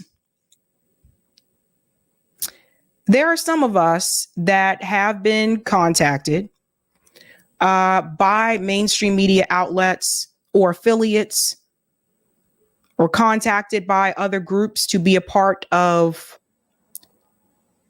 said unsaid project. I'm not going to name any names, but there are some of us in independent media that have been contacted by these groups, and we have decided not to participate. And this is the reason. The censorship thing is real. I remember seeing what happened to Kim Iverson with Rising. I remember seeing what happened with Katie Halper with Rising. I remember we saw what happened with Don Lemon, Tucker Carlson, Mehdi Hassan, now Candace Owens. There's a reason why some of us refuse to take that path. And we could make more money if we did, but we wouldn't have the same freedoms that we do now. I mean, I can say what I want on here for the most part, as long as I'm following the YouTube guidelines. But the reality is, if I were to go and work for someone else, and I would be working for them, the reality is then they would be my boss. And I would have to adhere to the policies and the rules that they have. And I wouldn't be able to speak as freely as I do on here. There's some things I think some things I say on here that I could not say, right? So I think we are going to see more people move into this path. Like Don Lemon has done it. Tucker Carlson has done it. Maybe Candace Owens will get an offer from Elon to, produce a show for Twitter, just like Tucker Carlson. If I was her, I would reject that. Elon can be a little unstable. But I just think there's something about just not having a boss over you in this media space, and someone telling me, I don't appreciate what you said about this subject, or I don't appreciate, what you're saying about the state of Israel, or I think you need to just tone it down a little bit. Like, no, I don't want that. So there are a number of us that chose not to go that path. I think that Candace thought at that point, when she decided to be a part of Daily Wire, that they truly were about free speech. But some of us have been saying for years that it happens on both sides. It just happens about different social issues. But both sides participate in cancel culture. Democrats and Republicans participate in cancel culture. It's just about different issues. And so I think that this is a very revealing moment, though, for the Daily Wire, because that's what they were supposedly founded on. Very interesting. Very interesting. Someone made a statement that she would try to crawl back to the Black community. I don't think that would go too well. My husband asked me earlier, he said, do you think she'll change any of her other positions now that she's not with them? I don't know. I doubt it. I feel like she does have a base. I feel like her audience at the Daily Wire will follow her for the most part. And I think that if she were to change her position about other issues, I don't know. I think she could lose part of that audience. I don't know. She is known as, a Black conservative woman. And I don't know how that would go. It's interesting, though. She was just on the Breakfast Club before all this happened, before she was removed. She was just on the Breakfast Club. And I noticed in that interview, they didn't really push back on some of Candace's talking points that really should have been pushed back on. It's a common thing I've seen with the Breakfast Club. They bring people on there. People say things that are incorrect and they don't push back on it at all. It's really weird. It's really weird. But she'll be fine. That being said, though, I do not agree with people being deplatformed. And I told you guys, I've said this about people that I disagree with. I didn't agree with Jackson Hinkle being deplatformed. You know, I don't agree with Garland Nixon being deplatformed on Twitter. He's still locked out. I don't agree with those things. So what do we do about this, right? What do we do? The fact that Zionism is this big and this powerful, that it can just remove people just from their jobs, from their careers, put pressure on the people who own those networks. Like, what do we do about that? And I think we really need to figure out a way to answer that question, because it's getting to that point. Interesting times, ladies and gentlemen. Thank you for the super chat, P. Smith. Criticizing the U.S. doesn't make you anti-American. Criticizing Israel makes you anti-Semitic and anti-Zionist. Huh? That's a good point. Thank you, Sparky. The cruel fools who run the UK push Princess Kate to troll the public to distract them from their economic woes, failure in Ukraine, and their support of genocide in Gaza. Thank you, Ding Bat. Candace spent her career being a Negro sock puppet and attacking, you said a sock puppet, and attacking Black people, but her downfall was criticizing Israel. Now she is trying to finesse her way back into Black society. She can kick rocks. Yeah, people were telling me that earlier. I was like, it reminds me of Omarosa. Do you guys remember Omarosa? That's what it reminds me of. Thank you, Sparky. It is true, though. Brits are much more reticent about talking about their cancer than Americans are. Interesting. And thank you for the super chat, Sparky. Love you, Sabby. Thank you. Love you. Thank you, Bougie Boogers. That name is cracking me up. Salvati Zamorano 2028. Let's go. 1. I'm not running for any office. Thank you, Sparky. I suspect Candace was speaking about the toothless redneck in a sheet. White supremacy, like the FBI pretends is still huge, than the true behind the scenes globalist elitist white supremacy. Yeah, there's different forms of it. And I've said before, racism can be overt, but it can also be covert. And Candace knows this. Thank you, Chris. Ben forgot to tell Candace that conservatives aren't interested in canceling other conservatives, except when it's regarding the state of Israel. Bingo. Thank you, Dwight. It was interesting that Candace didn't mention freedom of speech yet. I wonder if that was part of some kind of NDA. I'm not sure. That's a good question. It's not uncommon for people in media to sign NDAs. Shout out to Love, who has now become a Sabby member. Let's give Love a big whoop, whoop. Shout out to Dalthea Simmons. Candace knew the axe was falling and coincidentally showed up on the Breakfast Club this week. She sure did. Shout out to Dalthea Simmons, who's been a Sabby member for 31 months in the house. Shout out to Linda, says authoritarian Jews want to rule the world. Candace is now woke. We're going to say authoritarian Zionist. We're going to say Zionist, Linda. Want to rule the world. Candace is now woke. See, we can use these terms the other direction. Jennemai says, Sabby Sabs, this is why you should have that debate with her, because she can either learn from you or show herself to not be so smart. This is an opportunity for her to grow. I have no contacts, affiliation with Candace. I wouldn't even know how to reach out to her. I don't think she would come on to the show anyway. Like, this isn't as large of a platform, so she probably wouldn't come on here. But I'm open to the discussion. There will be a lot of pushback, though. I'll tell you that much. I wouldn't sit up there and just smile like they did on the Breakfast Club. Thank you, Delthea. The Daily Wire will be fine. Candace will be fine. It's the true believers in both the DW and CO that will be fine. Thank you, Red Iceberg. Team Candace over here. Thank you, Sparky. Though you are right that it was the role in general Candace was playing at the Daily Wire. By the way, it could be a Tucker Carlson moment for her. It's true. Thank you, Flower Bro. Sparky is right. She is hella gonna wind up exclusive on Twitter in the next month or so. Everybody's got a Twitter show. You get a show. You get a show. Shout out to Grassy Knoll for the super sticker. Thank you so much. Let's get those comments on Rockfin Eric. Trying to make sure I stay on time because I know I told Eric. I know I told him. Eric's like, you sure? Thank you for the tips on Rockfin. Anna.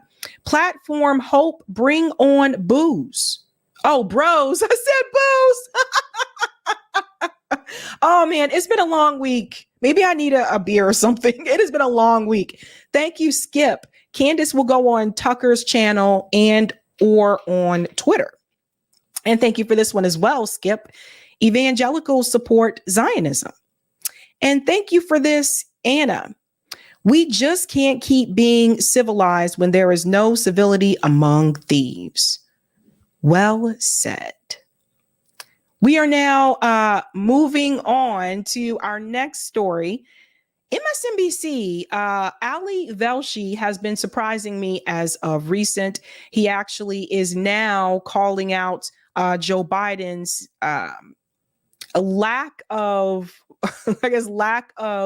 push towards Benjamin Netanyahu. He's calling these things out on MSNBC. And this is after he just called out Aipac and listed a bunch of names that Aipac is giving money to. I think we need to get into this clip here. Shout out to Case Study QB for this, discussing how dependent Israel is on America and asking why President Biden isn't using his leverage on Benjamin Netanyahu. Let's dive in. For the first time in 100 generations, we, the Jewish people, can defend ourselves.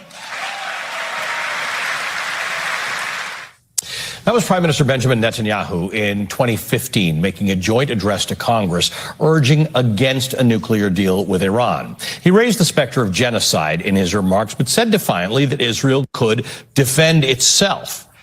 However, that was not entirely true then, and it's not entirely true today.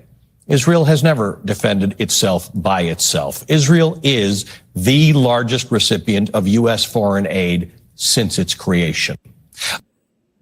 I don't know what is happening to MSNBC. What's that, Ashura? Ashura said Ali is next to leave. Ali, listen, hun. Ali pushing buttons, isn't he, Ashura? First, he was calling out Aipac and all the politicians that are getting money from them. And now Ali is calling out Joe Biden. So, yeah, he has a point here about all the money that the U.S. government has been giving Israel over the years. According to congressional data, it has received more than $200 billion in economic assistance and billions more in missile defense funding. That assistance includes some of the weapons that Israel is using in its war with Hamas, a war that has now claimed more than 31,000 lives and counting, according to the Palestinian Ministry of Health. At the start of this conflict, President Joe Biden was quick to offer his unwavering support of Israel's right to defend itself, but he's begun criticizing Prime Minister Netanyahu over attacks on civilians and a blockade of aid that could force as many as 1.1 million people, half the population of Gaza, to the brink of starvation. President Biden keeps calling for Israel to show restraint, but could he go farther? He has leverage in this situation. The supply of U.S. weapons paid for by American citizens that Israel is using in this war. So why won't the president use that particular leverage? Pause for a second. Notice he is now mentioning that basically the U.S. government could put a stop to this by simply refusing to send weapons to Israel and fund Israel. So he's letting everyone who's watching, everyone who's watching this segment, he's letting them know that the United States can put a stop to this immediately.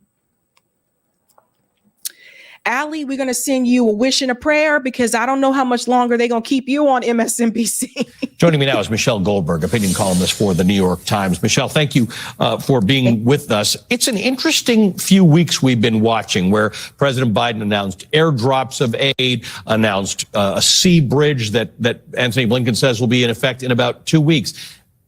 As if we're dealing with a country with whom we don't enjoy great influence. He would really like Netanyahu to allow the aid into Gaza, and yet he can't get him to do it. Well, look, I think that, Netanyahu has always shown, he expects enormous amounts of deference from American leaders and shows Democratic presidents, kind of complete contempt and defiance. And we've seen this over and over again. And I think he depends on domestic politics constraining American presidents, or at least Democratic American presidents, because obviously Israel has very strong supporters among large parts of the American Jewish community, among evangelical Christians. It's made it in the past, kind of politically poisonous to go against Israel. But that hasn't always been the case. I think a example that people bring up all the time is Ronald Reagan basically demanding that Begin stop, I think, what he called a Holocaust in Lebanon in the 80s. And there's other. And pause. And not really since then, though. Ronald Reagan did do that. And by the way, when Ronald Reagan did that, it was not a popular decision. People were not happy with that decision that Ronald Reagan made at that point in time. But he did it anyway. But Joe Biden also has received the most money from the Israeli lobby. There are times in which American presidents have exercised real leverage over Israel. It just falls to Biden to actually do it. But what you just commented on, what Netanyahu knows is that there are domestic political considerations about that in America. So where Biden is facing pressure from some progressives and some people within the Democratic Party for not exercising that leverage that he's got, if he were to, what happens then?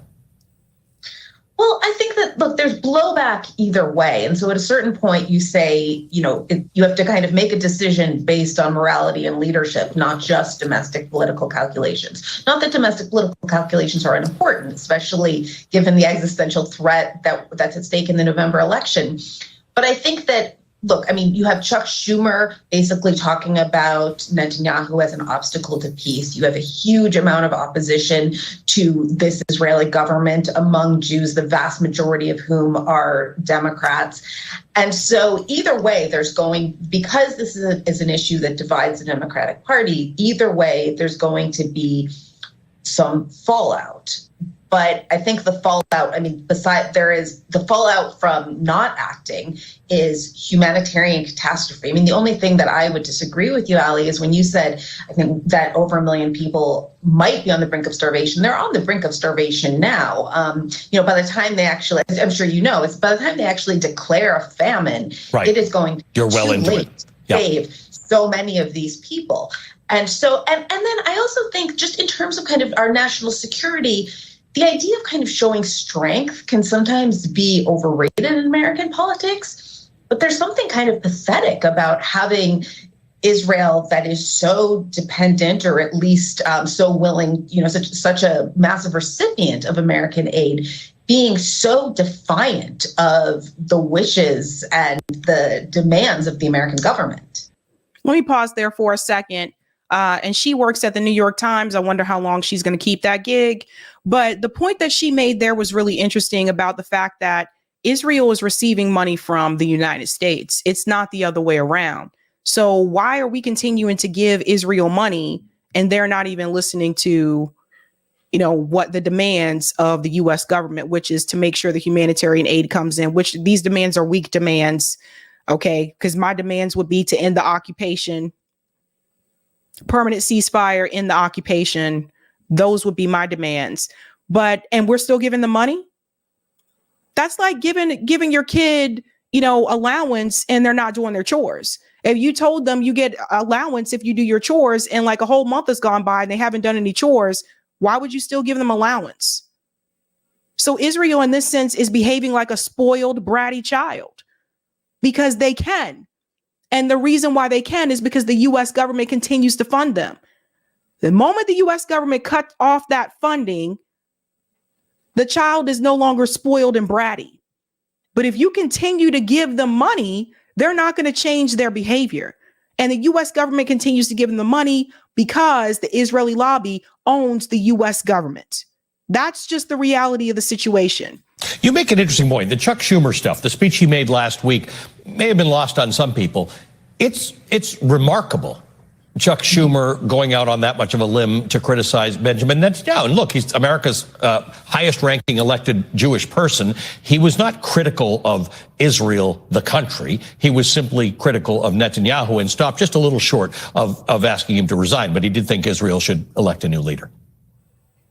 Right. And my guess is that Chuck Schumer does not go out and give a speech like that without giving a heads up to the White House. I think that at this point, Netanyahu he's obviously an obstacle, or his government is an obstacle to getting humanitarian aid into Gaza. And also he's an obstacle to any sort of plan for the day after, which is one reason why they are, there's a lot of reasons why they are quickly losing support in the United States and around the world. But one is because there's no end to this on the horizon. There's no day after.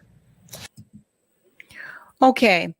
So it's really interesting. People are coming forward more so now. We got to give the shout out here to Code Pink, because I want to show you just how the politicians actually feel about this issue, because Code Pink actually confronted Speaker Mike Johnson, because I don't know if people know this, but he is actually inviting Benjamin Netanyahu to come speak to Congress because Bibi wants money. Just like Zelensky came to Congress and he asked for money, now he's inviting Bibi to Congress to ask for money. So Code Pink actually confronted him. They've confronted others.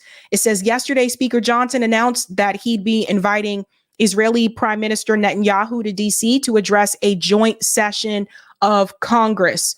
So listen to this piece here. No more money to Israel. No more money to Israel. No more money for genocide. Stop supporting genocide. Do not invite war criminals. No war criminals in D.C. No war criminals in D.C. No war criminals. Yeah. So Speaker Mike Johnson there all of a sudden just happens to be on his phone, of course, to avoid the protesters. Bibi actually, again, of course, is being very defiant.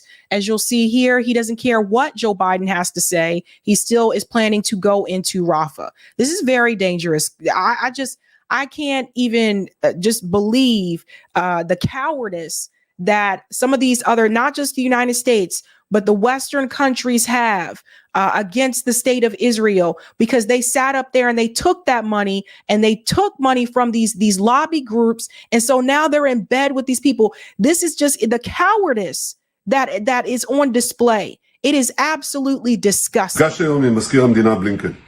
אמרתי לו שאני מאוד מעריך את העובדה שיותר מ5 חודשים אנחנו עומדים יחד במלחמה נגד החמאס.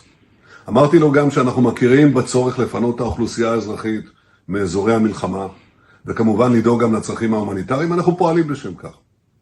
אבל גם אמרתי שאין לנו דרך לנצח את החמאס בלי להיכנס לרפיח ולחסל את שארית הגדודים שם.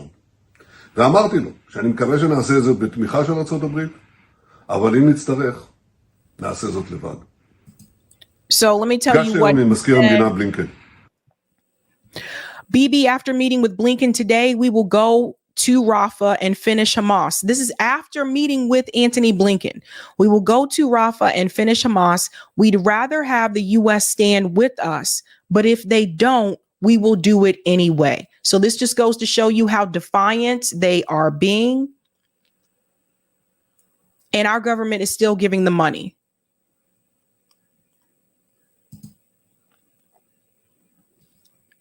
Terrible, terrible.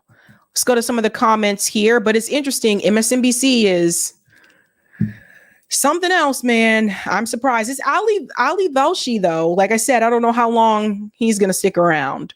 Thank you, Marvin. Love your show. Learn from it all the time. Thank you. Thank you very much. Thank you, Edward. Candace wouldn't stand a chance. You would school her, Sabby. She probably wouldn't come on here then. Jasmine, thank you so much for the super sticker. Thank you, Sparky. Crawling back to the Black community. Was Candace part of the Black community in the first place? Thank you, Sparky. How do we know that Israel is not the 51st state? Because if they were the 51st state, they'd only control 2 senators. Ouch. And thank you for this. Israelis get free health care because of financial support from the U.S. This is true. Thank you, Juanita. Hey, Sabby, I don't think Candace is going to come back to the Black community. She's too ashamed of herself. She won't even apologize to us. Interesting. Okay. We're moving on to our final story here about Justice Democrats, which is interesting here. Oh, I think I skipped one. Did I skip one? Oh, no, I didn't. Okay. Justice Democrats. Let's start here. AOC and AIPAC. Now, I just want to show you something to start with this first. I don't know if you know if this happened, but apparently the House passed a $1.2 trillion spending bill, sending it to the Senate hours before shutdown. That was earlier today. So Justice Democrats shared this and said a vote for this was a pro-famine vote. Every Democrat that cares about Palestinian lives should have voted against a budget bill that bans UNRWA funding, through 2025 while giving $3.8 billion to the Israeli military. 185 Dems voted to give Netanyahu a green light for genocide. And you can see this vote here. Let me just pause it so you can see the numbers.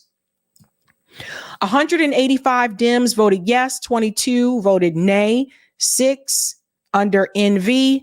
And then you have 101 Republicans voted yes, 112 Republicans voted nay.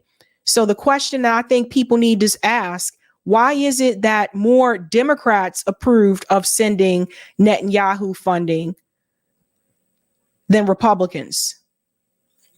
I hope people are looking at these numbers and calling this out, because Justice Democrats in this tweet, they said 185 Democrats approved of it. What they didn't mention is that that number was higher than the number of Republicans that approved of it. So that brings me into the AIPAC situation, right? There is this initiative right now called Reject AIPAC. Justice Democrats or former Justice Democrats like AOC, they've actually been talking about this. Now, AOC just released a video about this PAC, and I want to show you what she just did, because they're not being 100% honest about AIPAC, about the recipients, and people need to hear this because this is the type of game that they play. So Justice Democrats shared AOC has long been raising the alarm about AIPAC's threat to our democracy, and she's joining voters across the country to call on Democrats to reject AIPAC once and for all. So I want you to listen to what she says, because it's very telling. Again, of course, I agree, AIPAC has got to go, but it's important how you relay that message to people.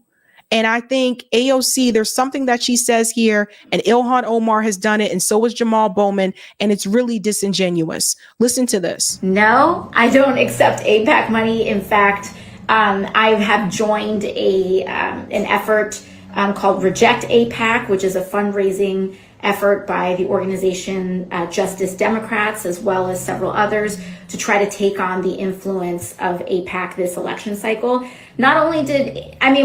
Does AIPAC threaten me? AIPAC threatens anybody who believes in human rights for Palestinians. So have they threatened me? Of course they have. They've threatened me. They've threatened Rashida Tlaib.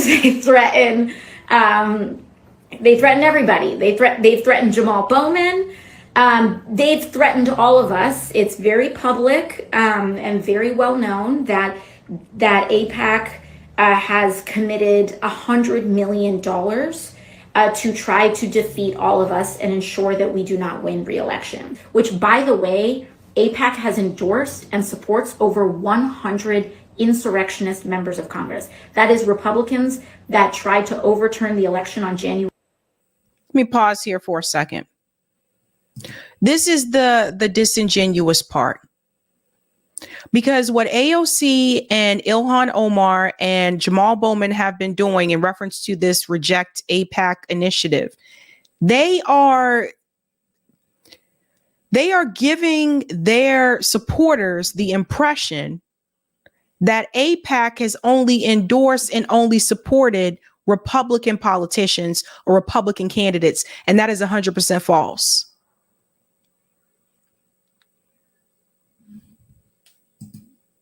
I'll get into more about that in just a second. She brings up January 6th, right? You see what she's doing?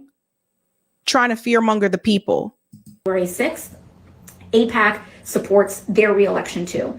And I think that, to me, tells the whole story, that this is an organization that does not support American democracy, and in our commitment to take on authoritarianism here and abroad, and fascism here at home and globally, we have to make sure that we are confronting the scourge of these organizations that try to overturn the will of the people by putting in big money into elections, and also try to organize against the constituencies that actually elect people who stand up for human rights and democracy globally.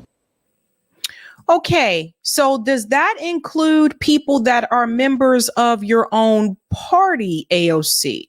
And I asked this question because, let me go to my page here because I want to show you guys something. This post went, I guess this post went viral when I retweeted this or whatever. This is a retweet or a solo tweet. I forget. I think it was a retweet. Let me find it. Oh, it is a retweet. Okay, let me bring this up here. Make this easier. I actually shared that video, and I'm so sorry. I should have had this up already. Maybe it was under replies. Because it's so different. It used to say retweet, and now, okay. Because I shared this one not too long ago, actually, the AOC one. I'm going to start bookmarking these. You can actually bookmark tweets on Twitter now. There it is. Okay. All right. So I want you guys to think about this, right? Hakeem Jeffries had a trip to Israel funded by AIPAC. Richie Torres is funded by AIPAC. Biden has taken over $4 million from the lobby throughout his career, and yet AOC is pretending like AIPAC only funds Republicans. This is a game, and shout out to Rob Durden because he included this here. AOC neglects to tell you that Democrats get 64% of AIPAC donations. He is correct, and here's that figure here. This is from Open Secrets, so you can see the Democratic Party gets 63.70% from AIPAC. Republicans get 35.56% from AIPAC. So this is what AOC is leaving out. This is what Ilhan Omar are leaving out. This is very important for people to understand, because if you're going to call out Republicans for taking AIPAC money, but you're not willing to call out the Democrats that are doing the same damn thing, and that is a problem. That is a big problem. And we're going to start off with your homie and your buddy and your pal, Adriano Espaillat. This is the gentleman that AOC actually co-hosted that military recruitment event at the Bronx High School that I talked about before a couple of months ago. Remember, there was that military recruitment event, and she said military recruiters shouldn't be allowed in high schools when she was running for office, but there she was co-hosting this event. Okay, she co-hosted that event with this guy, Adriano Espaillat. He is also a representative from New York. So, Democrat, let's look at his funding. Adriano has taken over $24,750 from AIPAC. So that's her buddy that she co-hosted that military recruitment event for. No wonder he wanted to do that event. So, do you see the problem? Okay, that's just one. That's just one. She won't call them out, though. She's talking about the people from January 6th, but she won't call out these people. Let's go to Jamal Bowman. This is something they don't want you to know about. Now, Jamal Bowen didn't take money from the Israeli lobby for 2024, but he did for 2022. And a lot of people don't talk about this. Open secrets, Jamal Bowman, right? This is probably the second time I've shown this on the show. Jamal Bowman, which I believe, if I can check it again, I think he's parted ways with them. But in 2022, he took money from J Street, $23,704. He not only took money from individuals that worked at J Street, he also took PAC money from J Street. Make this bigger for people to see. You see that? So again, it's not just AIPAC. There are other pro-Israel groups that donate to these politicians.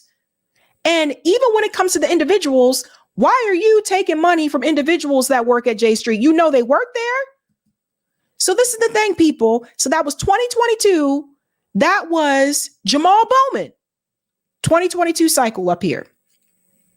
So you see, people don't talk about this stuff. Her buddy, Hakeem Jeffries, okay? This is the minority speaker of the House, minority leader of the House. 2024, Hakeem Jeffries. Let's see how much money he's taken. Hakeem Jeffries has taken over $323,000 from AIPAC. $323,000. He doesn't hide this, though. Hakeem Jeffries has been very vocal and said he considers Israel to be the sixth borough of New York. He's spoken at events in support of Israel. He doesn't hide it. So she can't pretend like she did not know. But this is the person that AOC and Jamal Bowman and Ilhan Omar all decided to get behind and vote for minority speaker. So how are you fighting back against the Israeli lobby if you're voting for and supporting the same damn people that are taking money from them? Make it make sense. Well, the Democrat Party leadership said this is the way that we should go. Oh, because you can't think for yourself. So this is not serious. The only reason they're doing a reject AIPAC is because AIPAC is putting up money against them. That's why. If AIPAC wasn't putting up millions of dollars against them this time around, they wouldn't have this initiative going. It's because they are personally affected. AOC and members of the squad, they are directly affected by this, and they could lose their seats. And they out here again asking people for money. Donate money to this reject AIPAC so that we can keep our seats. Fuck your seats. Because you abandon your constituents, you abandon people in the community. None of y'all motherfuckers showed up for the Medicare for All rallies that were planned across this country, except for Cori Bush. And she showed up and complained and said she didn't like the fact that we were doing it. Stay home next time, Cori. Stay home. But you out here asking for more money. They should be embarrassed. They should be ashamed of themselves. How dare you ask for more money when you ain't done nothing? I'm pissed. I said ain't. But you can't say anything about Hakeem Jeffries taking all this damn money. Then you got your friend Richie Torres. Richie Torres. He takes some of the most. Over $141,000 from AIPAC. Richie Torres. Not doing anything for people in the damn Bronx. That's why Jose Vega is running against his ass. And then, of course, you can't call out Joe Biden.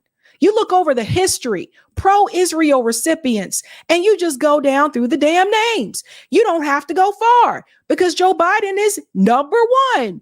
Over his career, going back to 1990, he has taken over $5 million from the Israeli lobby. And you have to understand, when I showed this on this channel just a couple of weeks ago, it was a little over 4 million. It now is higher, and it's over $5.7 million, which means Joe Biden is still taking money from the damn Israeli lobby, okay? So miss me with the speeches, miss me with the hot mic moment of me and BB are going to have a coming to Jesus moment. Miss me with the we need to get the humanitarian aid in. Miss me with the we need to have a temporary pause.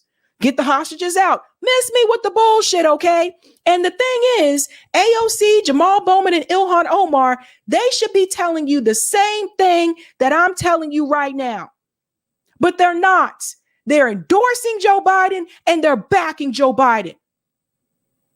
So the next time they come to your town, you see them at an event, they have a town hall, maybe you pull up this information and ask them, why the hell are they backing people that are taking money from AIPAC and they have an event called Reject AIPAC? Make it make sense.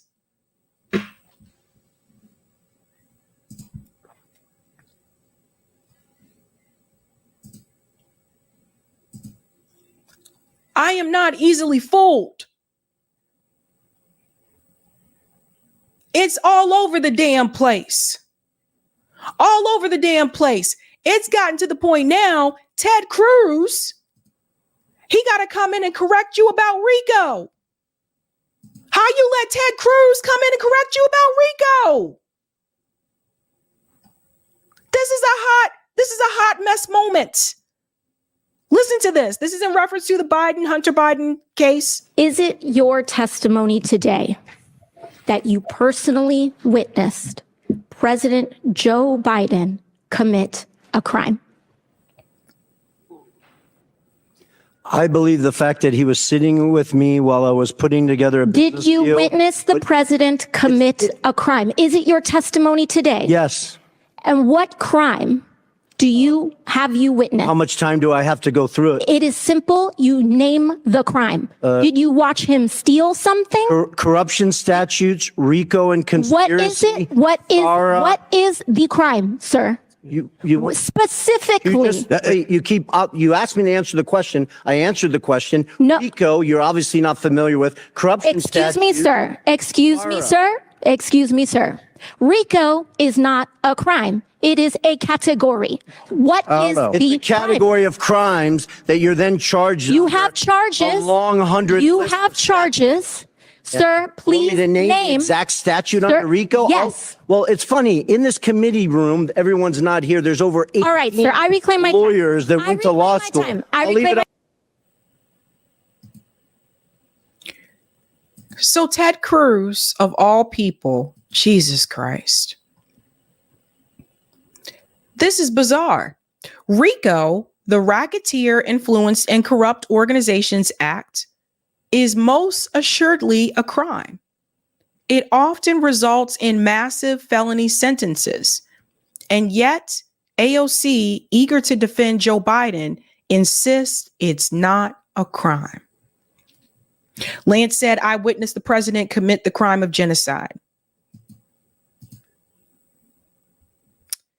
I think Ted Cruz was a lawyer. Yes. So he probably knows some of these laws, right? But this is wild. This is wild. But I had a question for you in the poll. Let's put up that poll, Eric, because I was curious. I got a little, my little Sabby senses started spinning. Did you know about AIPAC before October 7th? And I was curious to see about you guys. Did you know about AIPAC before October 7th? 1,588 votes. 76% of you said yes. 19% said no. And 5% said, what's AIPAC? You know what? I appreciate the 5% that just was like, what is AIPAC? I totally feel it. I appreciate you for being honest, because if you don't know, you don't know. But that's interesting. Over 76%. I thought it would have been a little bit higher. I thought it would have been like 80%, but I wasn't too far off. But that is interesting. We'll have to keep talking about it then. Let's get to these comments. And then Eric's going to pop on for just a second to give an announcement. Thank you, Rafa King of Clay. I remember when Democrats used to oppose war. Now those fraudulent war pigs like the Squad and Bernie are in on the military industrial complex. Yes, sir. Bernie also supported the war in Yugoslavia, I think, too. Thank you, Sparky. U.S. Congress sends tons of money to Israel, knowing Israel will kick much of it back to the individual congressmen and senators. The more they send, the more they get back. Been going on a long time. Thank you for this as well. Schumer scapegoats Bibi, but there's a good chance that his replacement is more evil than he is, if you can believe that. Thank you, Juanita. I want to know, how do we get rid of organizations like AIPAC? Yes. There has to be strategic organizing around that. I know Miko Palid is wanting to try to do something. He talked about that when I saw him at MIT when he spoke. He's trying to put something together because, like he said, like Zionism it's very powerful, it's strong, and there's a lot of people and networks involved in that. And he said you have to be organized in order to take that down. Shout out to Sophia for the super sticker. Thank you. What up, Sparky? Thanks. Denazify Israel. Thank you, Eddie. The UN Resolution 3379, adopted in 1975, determines that Zionism is a racist ideology. It was revoked in 1991. What changed? Certainly not the killing and dehumanization of Palestinians. The UN got paid off. Yeah, I'm sure there's a money trail somewhere. And thank you, none of your business. Vote independent and remove both AIPAC and Dems. That is something you can do in the meantime. I'm telling you, stop voting for these people. If you haven't had a chance to do so, folks, I don't think I said it all stream. Smash that like button. If you're new, don't forget to like, sub, and share. And Eric's coming in with a quick announcement if you guys are not ready to go nighty-night yet. What's up, Eric? Hot announcement. So, Corey and I are hosting a new episode of Forum 11 starting now on my channel. If you go to, I'll put in the chat one more time. If you go to 11demands.org, the links are right there. We're going to be on YouTube, Twitter, and Rumble. Actually got the Rumble channel, should work. Let's hope it works. And we're gonna have Jason Call, campaign manager for Jill Stein, on the panel, and Mastermind Hour should be jumping in there. And we're gonna talk about voting. Can we vote our way out of this mess? Go check it out, guys, because Eric does these solution panels on his channel for Forum 11. So go check it out. And also Jason Call's going to be on there. So if you have questions for Jason, that's the place to be, brud. So that's starting right now. And we have one more from Sparky. You want to read this? All AIPAC and the likes, money, and support recipients need to be primaried. Ooh. All right. We're out of here, and I'll see you on Forum 11 right now. Based. All right, guys, I'm heading out. Go check out Eric's panel. Should be good, especially if you want to hear about solutions. Have a good night. Keep up the fight.